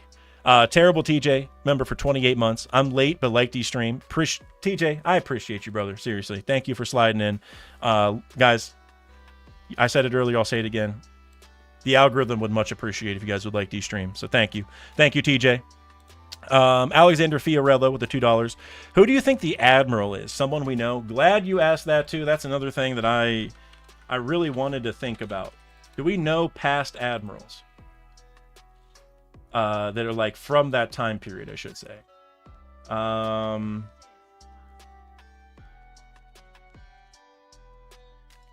thinking, like, Zephyr, I don't think, was he old enough? Would he? Well, he wasn't killed though, right? If we're assuming the movie stuff is accurate, so he wasn't killed.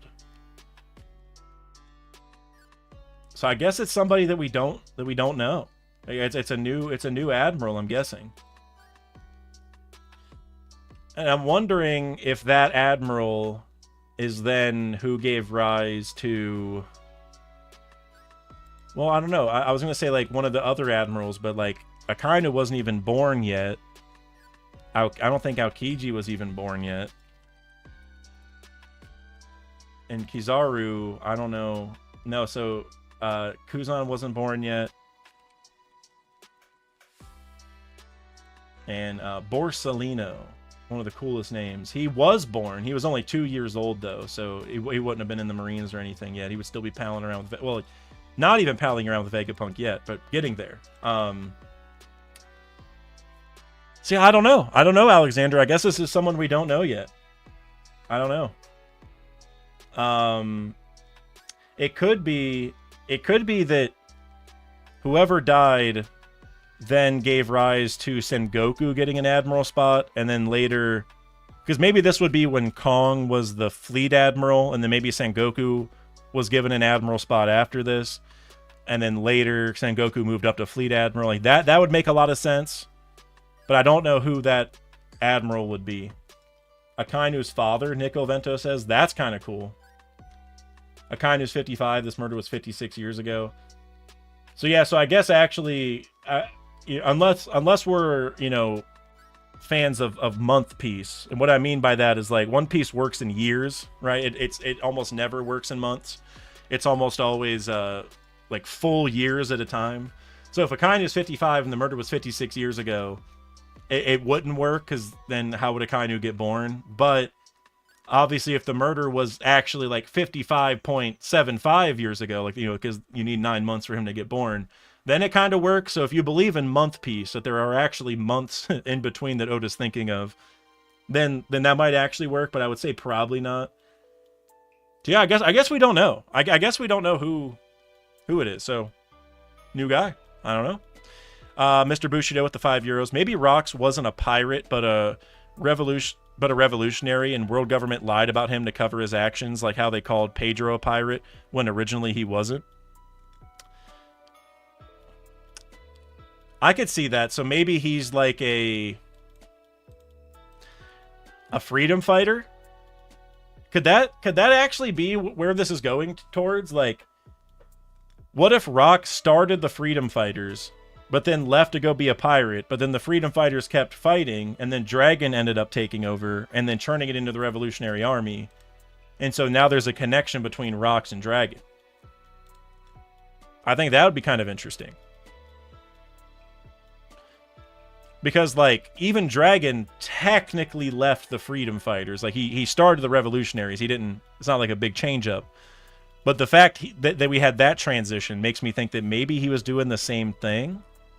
I don't know. I would really like that. I don't know how confident I am in that due to the timing, because that means that there would have been, like, what, like 30 years or something without Rox or Dragon in the Freedom Fighters. So maybe they were just like lost looking for a direction, because we did hear how poor they were and stuff towards the end. And so maybe that's part of it too, is maybe Rox started pursuing like more and more like money, like, more income, because he realized how important that was. And maybe that's what led him to be a pirate and leave that organization. I don't know. Again, I don't know if it's the most likely, but I like that idea that there's a connection with the Freedom Fighters. I would be a huge fan. Debus, Canadian $7. Zebek's delivery service, LOL. He's there to talk to Harold about trade. I actually love that. Going back to the buggy of it all, which whether they're related or not, I think we definitely have a I think I mentioned the Rox and Cross Guild parallels, right? We have a lot of parallels no matter what, regardless of the blood relation between Buggy and Rox. And so actually I really like that Zebek's delivery service, and maybe he used all Zebek's because Zebek is a type of ship. Wait, and isn't a Zebek like a merchant ship? I think I remember reading that once. I might be wrong. So this is the AI overview thing from Google. So take it with a grain of salt. Actually, you know what? We'll go to the wiki. Wiki. I know the teachers always said don't cite Wikipedia. Wikipedia's got the sources on there. If the sources look legit that they're quoting, then go ahead and just take it from Wikipedia. That's what I always said. And anyway, what it says is a Zebek was a Mediterranean sailing ship that originated in the Barbary states. It was used mostly for trading, so it was a trading ship. So I really like this. So Zebek had his own trading service, which again could be the start of the underworld. So all this kind of weaves together, I think. Same thing with Harold, because you look at like the Umit shipping headquarters or whatever, or shipping company or corporation, whatever they call it. That's kind of the same thing. Like, it's kind of like Buggy's delivery service. It's just Buggy had a smaller operation, and so maybe Rock started all that, and that's why he was like I mentioned earlier with like the Freedom Fighters, if he was involved with them, this might have been to get money for the freedom fighting, maybe. And maybe Dragon kind of realized that's a bad idea. We shouldn't be doing this evil underworld stuff just to make money or whatever. I don't know. There's certain ways that could tie together, but I really like this Zebek's delivery service, and he's there to talk to Harold about trade. I think that's a really good idea, Debus. Because Harold was already doing it, and maybe Zebek's like, hey man, I saw you made a lot of progress. Let me tell you about my company. You want to, it's like a Shark Tank episode, right? So you got Rox coming in ready to sell a portion of his company to Harold, who is like Mark Cuban in this example. And now I'm guessing Rox gets the investment. That's how I'm feeling. So actually I really like that. And so Harold, and I could even see where, I don't know if it would just be for Adam Wood, but I think that would have to be a part of it, right? Especially like if the Saber of Xebec is made of Adamwood, then we're about to see the origins of the Saber of Xebec. In fact, what if Rox Xebec talks to Harold, convinces him to sell him some Adamwood, and if Rox is a shipwright like we talked about earlier with the Galley Law stuff, then maybe he made the Saber of Xebec himself out of that wood. And then maybe they used it to sell even more Adamwood. I don't know. But I like the way some of those things connect there, for sure. Alejandro Solis, who is Mr. Wonderful in this example? Estrid's brother. Estrid's brother is Mr. Wonderful in this example. Mr. Bushido with the €2. I was right. Shiki on Elbaf, it counts. I agree with you. Hey, and Bushido, hey, I always concurred with you. Let's get that straight. I was always a staunch Shiki on Elbaf supporter, although he's not there yet. But Bushido, I'm sure you saw the last SBS, right, my friend? You saw that last SBS where they talked about the animals from Elbaf and from Shiki's Chapter 0 being the same, or like Oda. I forget exactly how he answered it, but he kind of danced around it. He's like, "Oh yeah, wait, no." Like, I think he was alluding to it is, but he didn't want to give away all the answers. So I'm with you, man. I'm with you, Bushido. Major Flower. I know you've been the Shiki #1 supporter, so flowers to you. But remember, I've been on your side the whole time. Of all your agendas, the Shiki one was the one I always agreed with.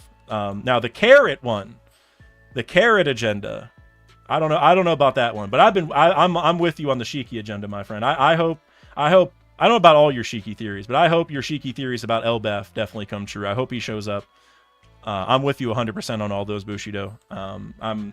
Every time I see Shiki, I almost think of Bushido more when I see Shiki than Carrot.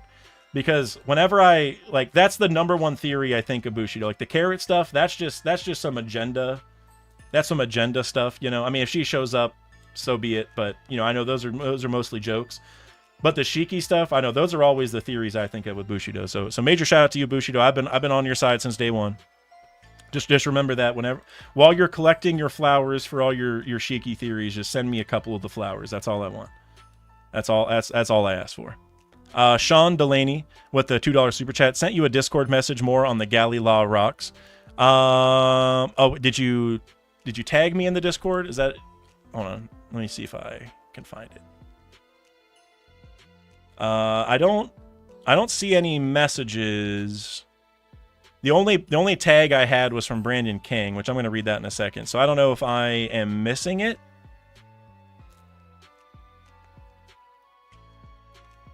But I don't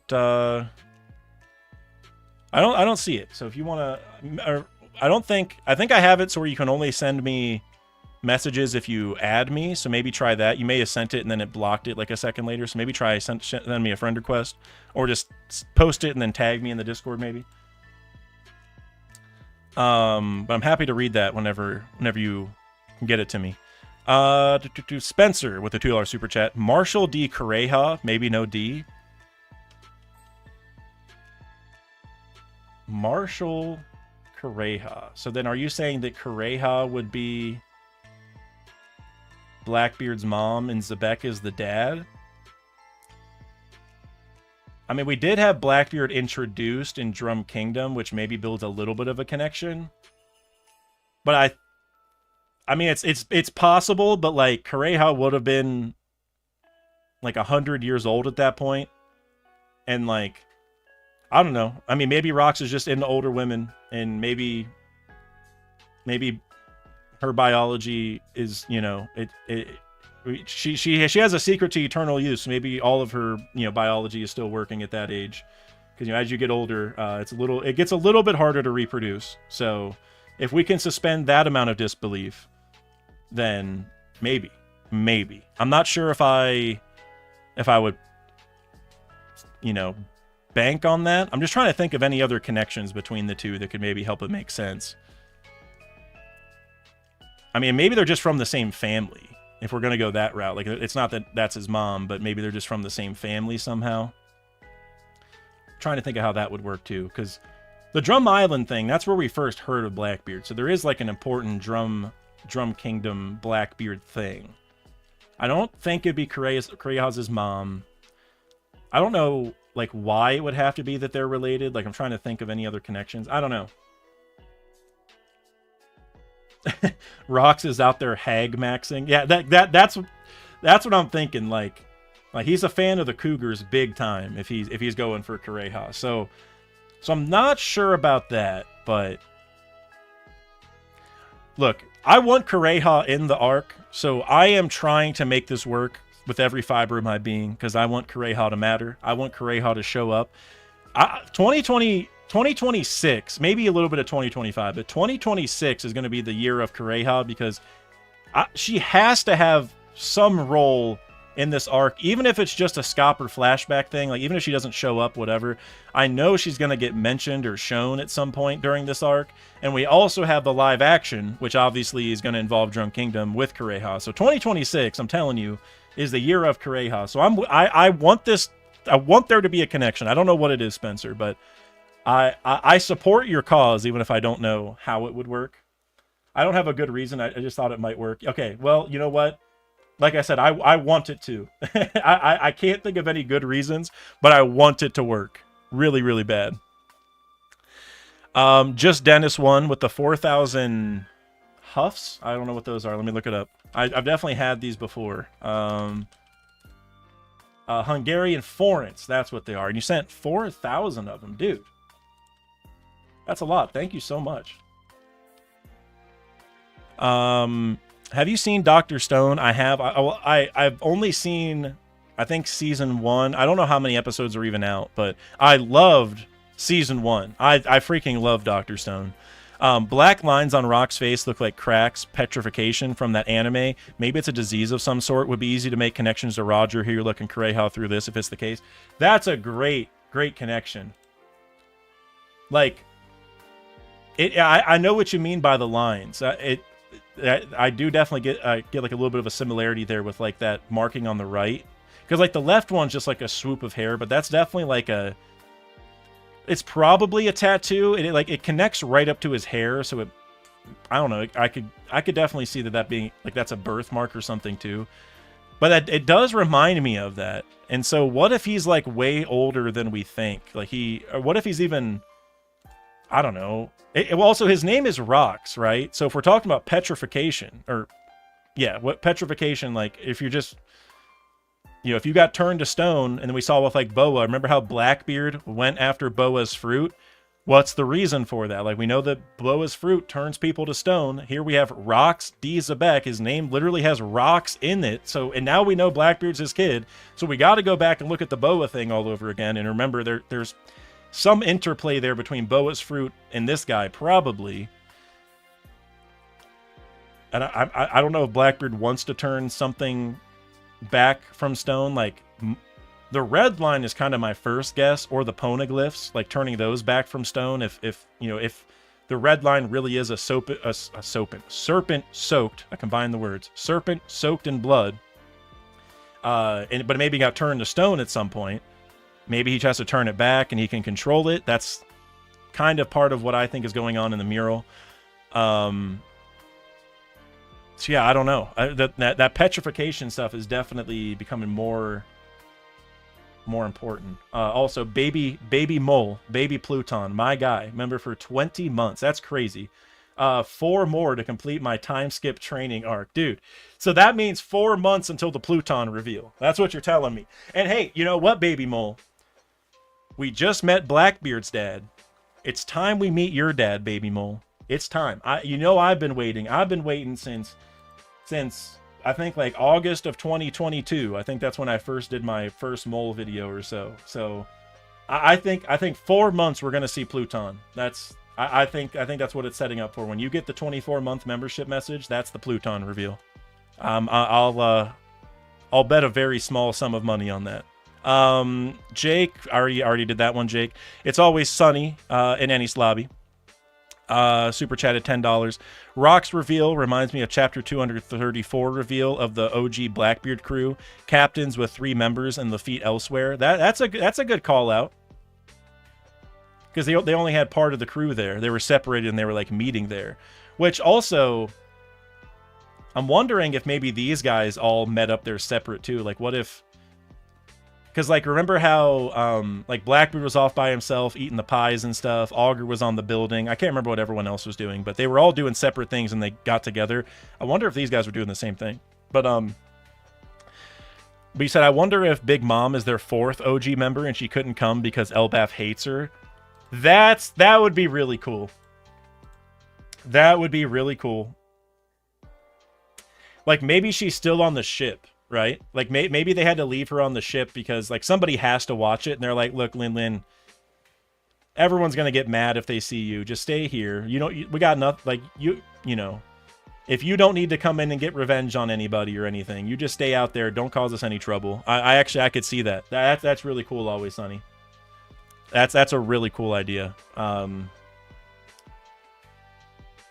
trying to think, what's the timeline here? Is this 56 years ago? 48 years ago. Okay. So Big Mom is in her 20s at this point. So she's definitely on the crew. Because I was thinking she was what, like 8 or something whenever she left 63. I guess I could just look up her age, can't I? She's 68. Okay, so she would be 30 at this, or 20 at this point. So she can be on the ship. Okay, so yeah, I think you're right. I think you're on the money. She just didn't want to come in because either because like the Rocks pirates didn't want to deal with all that hassle, or maybe because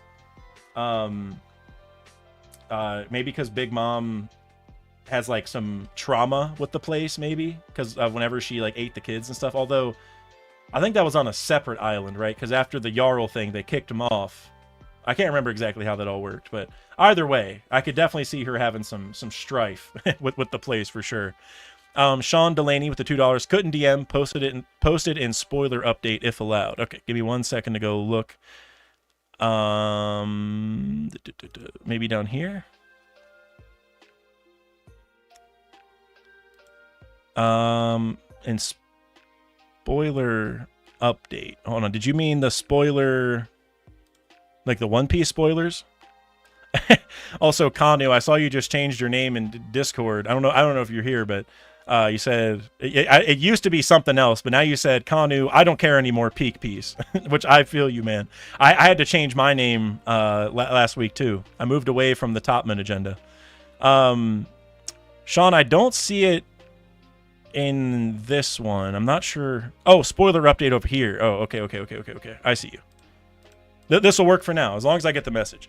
It said, picture Rox being a member of Galley Law. He was invited to the Reverie because this was before the world government had them building ships for them. Okay, so I think I might see where you're going with this. The invitation was either about building ships or Pluton. Rox hands the blueprints off to Tom before heading to the Reverie. Rox turned them down and things got heated and he had to end up killing an admiral to go on the run. Wanting to meet Harold could be for some Adamwood since he's just starting his crew. So where I thought you were going to go with that was that, like, maybe Rox was a part of... I like the part about him building ships, I'll say that much. That actually gives a reason for him to, like, get invited, or at least... Even if he's not getting invited as, like, a king or a leader, it could just be that maybe, like, the other leaders around the world needed ships made, and the government's like, oh, we have a really good guy to do that, we'll talk. Like, I could kind of see that working. And also about the building ships or building Pluton... I'm not... How old is Tom? Let me see how old he is. Do we even know how old he is? He is 67. And so... How long ago was the Reverie? It was 56 years ago. So he probably wouldn't be old enough to have the blueprints yet. Although Frankie wasn't that much older, I guess. I'm just trying to think if the timeline even matches up for Rox to have had him back at that point. I'm not sure if Rox would actually have the blueprints. I feel like that is a pretty big step. Not that it's impossible, but I feel like that's the type of thing that you would have to go make a whole theory around to convince somebody. You know what I mean? Like that in and of itself is a massive theory. So I'm not sure if I can reason that one yet. Not that I can reason the other way either, but I'm not sure. But I like the idea that he, was maybe like a world-renowned shipwright in general.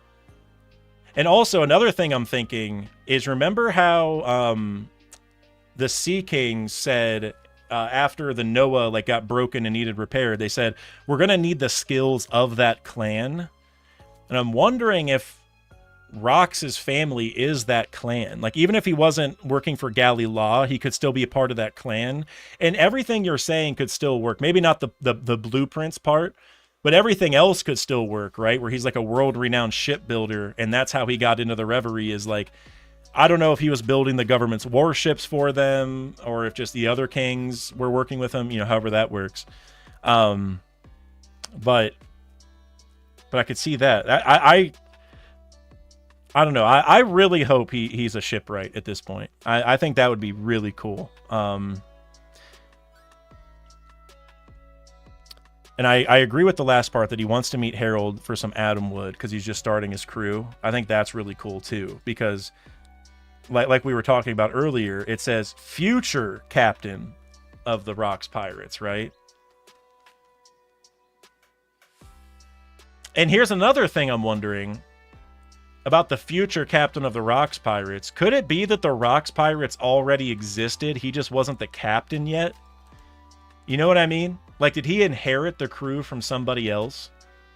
Which, that would be crazy if there was somebody even above Rocks. That's almost too crazy for me to believe, but...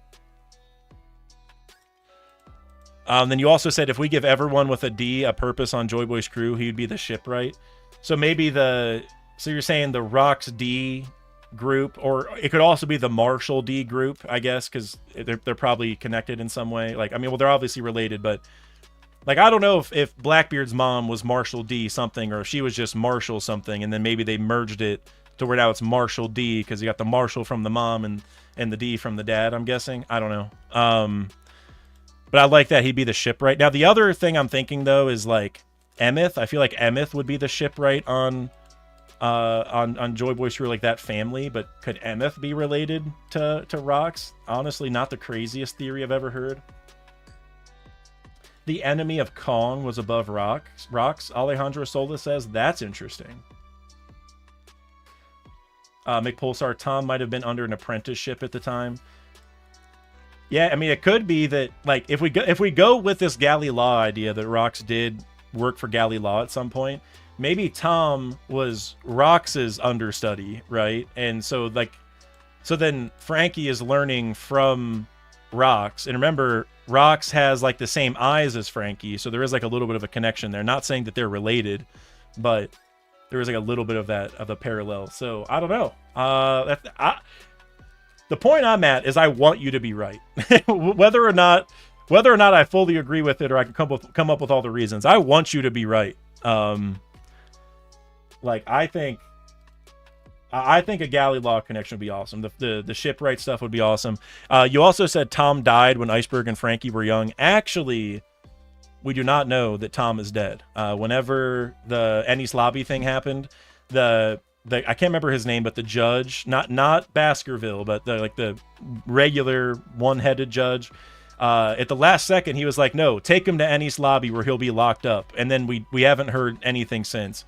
And I'm gonna be honest, in the great, zeitgeist of One Piece, deaths or no deaths, I need to see a body and see it get put into the ground for me to believe the person's dead. So if somebody comes in and says, oh, you're going to jail instead, I'm like, you're not dead. If Oda wanted to kill you, you would just be dead. You know what I mean? So I think Tom's alive. Also, Leonardo Martins, you said, yep, I believe Tom and Yorkie are both alive. Yorkie could definitely be alive. I hope he's not. Even though I know Brooke, that would do a lot for his psyche to see that his captain's still alive. But I like the idea that Brooke's the only living member of his crew, and Laboon's only going to get to see one member, and it's Brooke. That's my main reason for it. But if we're going off of like actual like evidence or whatever, Yorkie can totally be alive. There's even a line whenever Brooke is like on the ship after he's already a skeleton, and he's like reflecting on his adventures with his crew and stuff like that. He even has a line where he's like, I really hope Yorkie was able to get out of the calm belt and make it. And I'm like, all right, the fact that Brooke thinks it's possible means that it probably happened. So I, you know, he could definitely come back. I hope he doesn't, but definitely on the table for sure. Mick Pulsar with the $5 super chat. If Akainu's father was the admiral that got killed, it could give credence to his vendetta against pirates. That's a really cool idea. Learning that is why his father died. Yeah, that's really interesting. And you know what? I'm also thinking to Akainu in Squard, how he, you know, kind of lied to Squard, saying like, oh, like, he's gonna sacrifice all of you just to save his son. He really doesn't care about you, like all that kind of stuff. I almost wonder if there's some interplay there with like how Rox was able to kill the admiral. Like if it is Akainu's dad, like maybe Rox was able to like go talk to some other Marines and be like, hey, you know, this guy is gonna fire you next week, or you know, this guy hasn't sent the money back to your family that he said he was going to send, or like something to get under the Marine's skin a little bit. And maybe they like left the opening for Rox to do what he did. I could see something like that. Yeah, I don't know. But like I said, the main problem is the 56 years ago thing, because if Akainu's 55, then, I mean, there's like a 3-month gap between dying and conception, at least if we're, you know, unless we're using month piece. So, which honestly, I mean, month piece could work. It probably has to work, because we know that Oda gives people birthdays that aren't all the same day. So we know he does operate on months in some level. So if we assume that's there, then I like this idea, because maybe Akainu never got to meet his dad, and it could also be at least part of the reason why Akainu always calls Luffy Dragon's son, which I think part of that is Akainu and Dragon's connection as well, because they're the same age, they may have joined the Marines at the same time and whatever. But if it ends up being that like Akainu's dad was killed by a pirate, and then maybe like Dragon, who's like his rival necessarily, went on to have a kid who is a pirate, maybe there's like some angst there where it's like, wow, Dragon, not only are you my enemy, but your son is now just like the guy who killed my dad, or something like that. And so maybe he wants revenge on Luffy in some way to make up for that, because he's like so hurt about. I don't know. I don't know how all that would merge together, but I don't know. Also, Baby Pluton. I think you're the last one here. I already read that one. 4 months to complete the time skip training arc. Well, I think we're caught up. Real quick, if any mods want to let me know if I missed any, I think I got them all, but please let me know if I missed some. Oh, also, hold on. I think I saw. Let me scroll up and see if I can find it. Okay, so Time Lord, I saw you sent me a link to your oil theory. I'm trying to... Hold on. Trying to see if I... Well, the problem is you sent a Twitter thread, or an X thread, and I am not logged into Twitter on my computer. I'm actually trying to not use Twitter at all. I have it.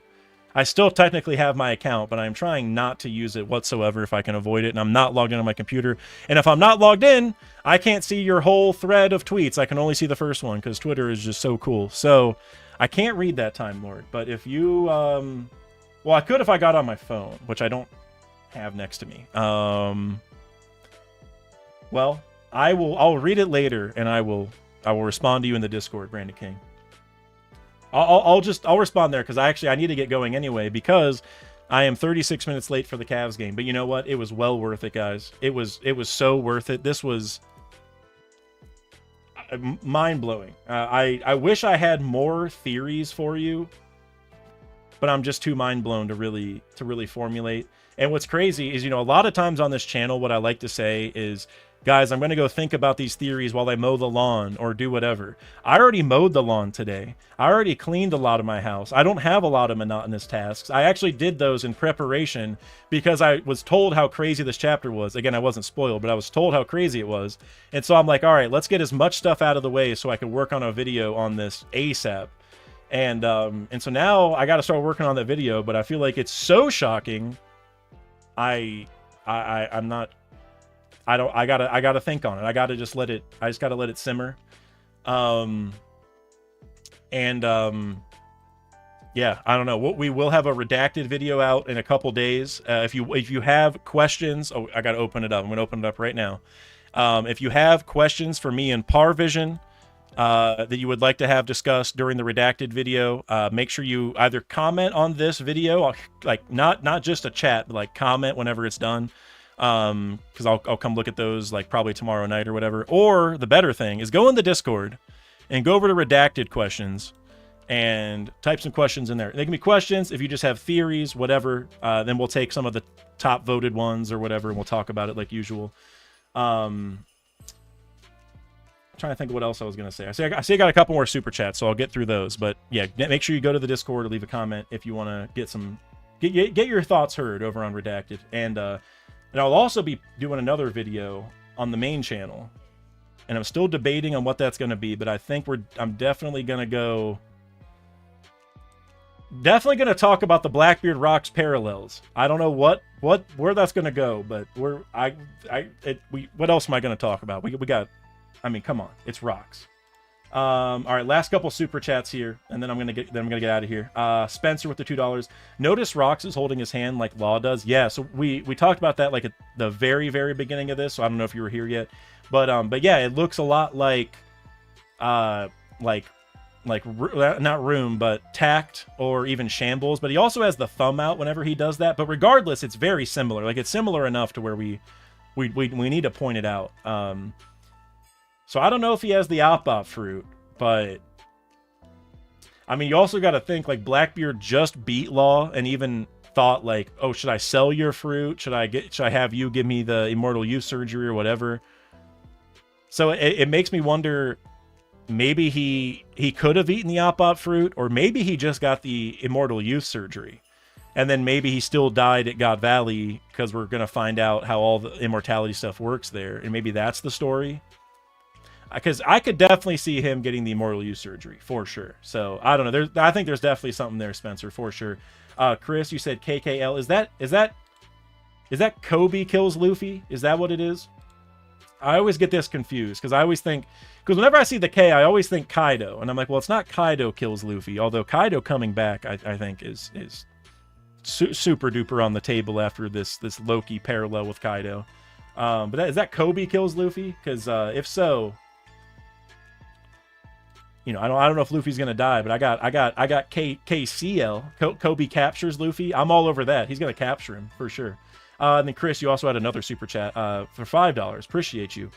Rocks had Vegapunk do something to his baby to give the baby multiple DNA, so Blackbeard could use multiple devil fruits. Yeah, and that's a theory. Like, maybe not specifically that, but that general theory that like Blackbeard was made in a lab and has a special body specifically for these multiple fruit things. Like, you know, he was bred for this purpose. That general theory, I think the stocks have skyrocketed on that, to be honest with you. That's one that I was never a huge fan of. Not that I ruled it out, but it's just, I just kind of want Blackbeard to be his own guy. But if because if he was made in a lab for these purposes, and Rocks is his dad, and he gave him, all these, like, gave him his own mission. It's like, okay, so Blackbeard had his motivation handed to him, and his body was even created specifically for this purpose. It's like he's not really going for his own dream. He's just fulfilling what everyone else wanted him to do. And I'm just personally, I'm not a big fan of that. But regardless of whether I'm a fan of it or not, the stocks are way up on it, Chris. Like, way up. I don't know if it would be Vegapunk per se, although the timing of Vegapunk works because of Mads and everything. So I'm not sure, but I think, like I said, the stocks on this general vicinity of theories has gone way up, way up. And you said multiple DNA. I could see that being a way that it works, because you think back to Green Blood too, and that's only for Paramecia. But like, I'm wondering if there's just a way to kind of merge like certain DNA with certain types of fruits or something, or if maybe his body's able to keep all of those parts separate. Like if Green Blood has to do with like your circulatory system, because like we know, since Paramecia's work with Green Blood, we know there's a connection. Maybe he's able to like close off that part of the circulatory system, so like the Paramecia DNA doesn't mix with the Zone DNA, and the Zone DNA doesn't mix with the Logia DNA, right? I don't know how that would all work, but But I feel like, I don't know, like I said, the stocks are way up, man. Way up. Way up. You said, yeah, Kobe kills Luffy. Yeah, I'm on that. Like, as long as kills is in quote, like he will capture him, and maybe the reports will be that Luffy died.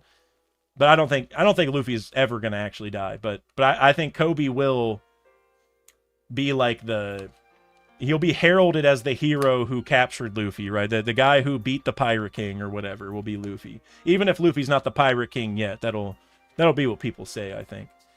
And then Chris, you also had another $5. Appreciate you, Chris. You said the spirals or strands of DNA are the conduit of Haki. Devil fruits are Haki. Yeah, so I like that too, the spirals and strands, because we've also, like, spirals, obviously they're on the devil fruits, but even in SBSs, Oda has talked about how important the spirals are. He's even said things like our universe will stop if it stops swirling or spiraling or whatever. And he talked about, I think, like Sanji's eyebrow in regards to that. But regardless, DNA are also, you have the double helix structure, so they're also spiraling in the same way. And I think even during Egghead, when Vegapunk was talking about fruits, maybe it was just the green blood and Paramecia, but the anime even had like a DNA strand like show up while like there's devil fruits in the background and Vegapunk's like walking.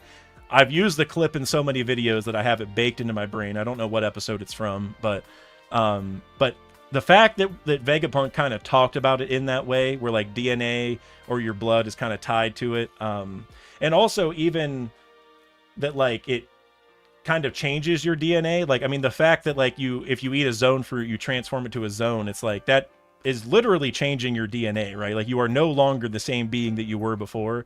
And I think Chopper's also talked about this with the rumble balls, how he said like it messes with your bio wavelength or bio frequency or something, but it messes with the wavelengths of the devil fruit in your DNA or whatever. So he's manipulating the way in which his DNA is being changed by the rumble ball or by the devil fruit. So I'm with you. I think there is we're about to learn a lot about how all this works for sure. I think Haki is definitely part of it. In fact, and I said this in my mural video, so maybe it's a little bit of regurgitation, but I'm thinking the first Nika wasn't somebody who ate a devil fruit, but rather, whether it's Haki, whether it's the Forbidden Sun, whether it's some other new ancient power source, something, they use something other than devil fruits to manipulate their body to become a rubber guy, you know? And I think Haki would be a simple way to do it. And tying this all back to the Blackbeard of it all, you know, Blackbeard can take people's devil fruits. And I think Luffy's going to come to a point where he has to reenact his rubber powers without his fruit, meaning he might have to figure it out with Haki.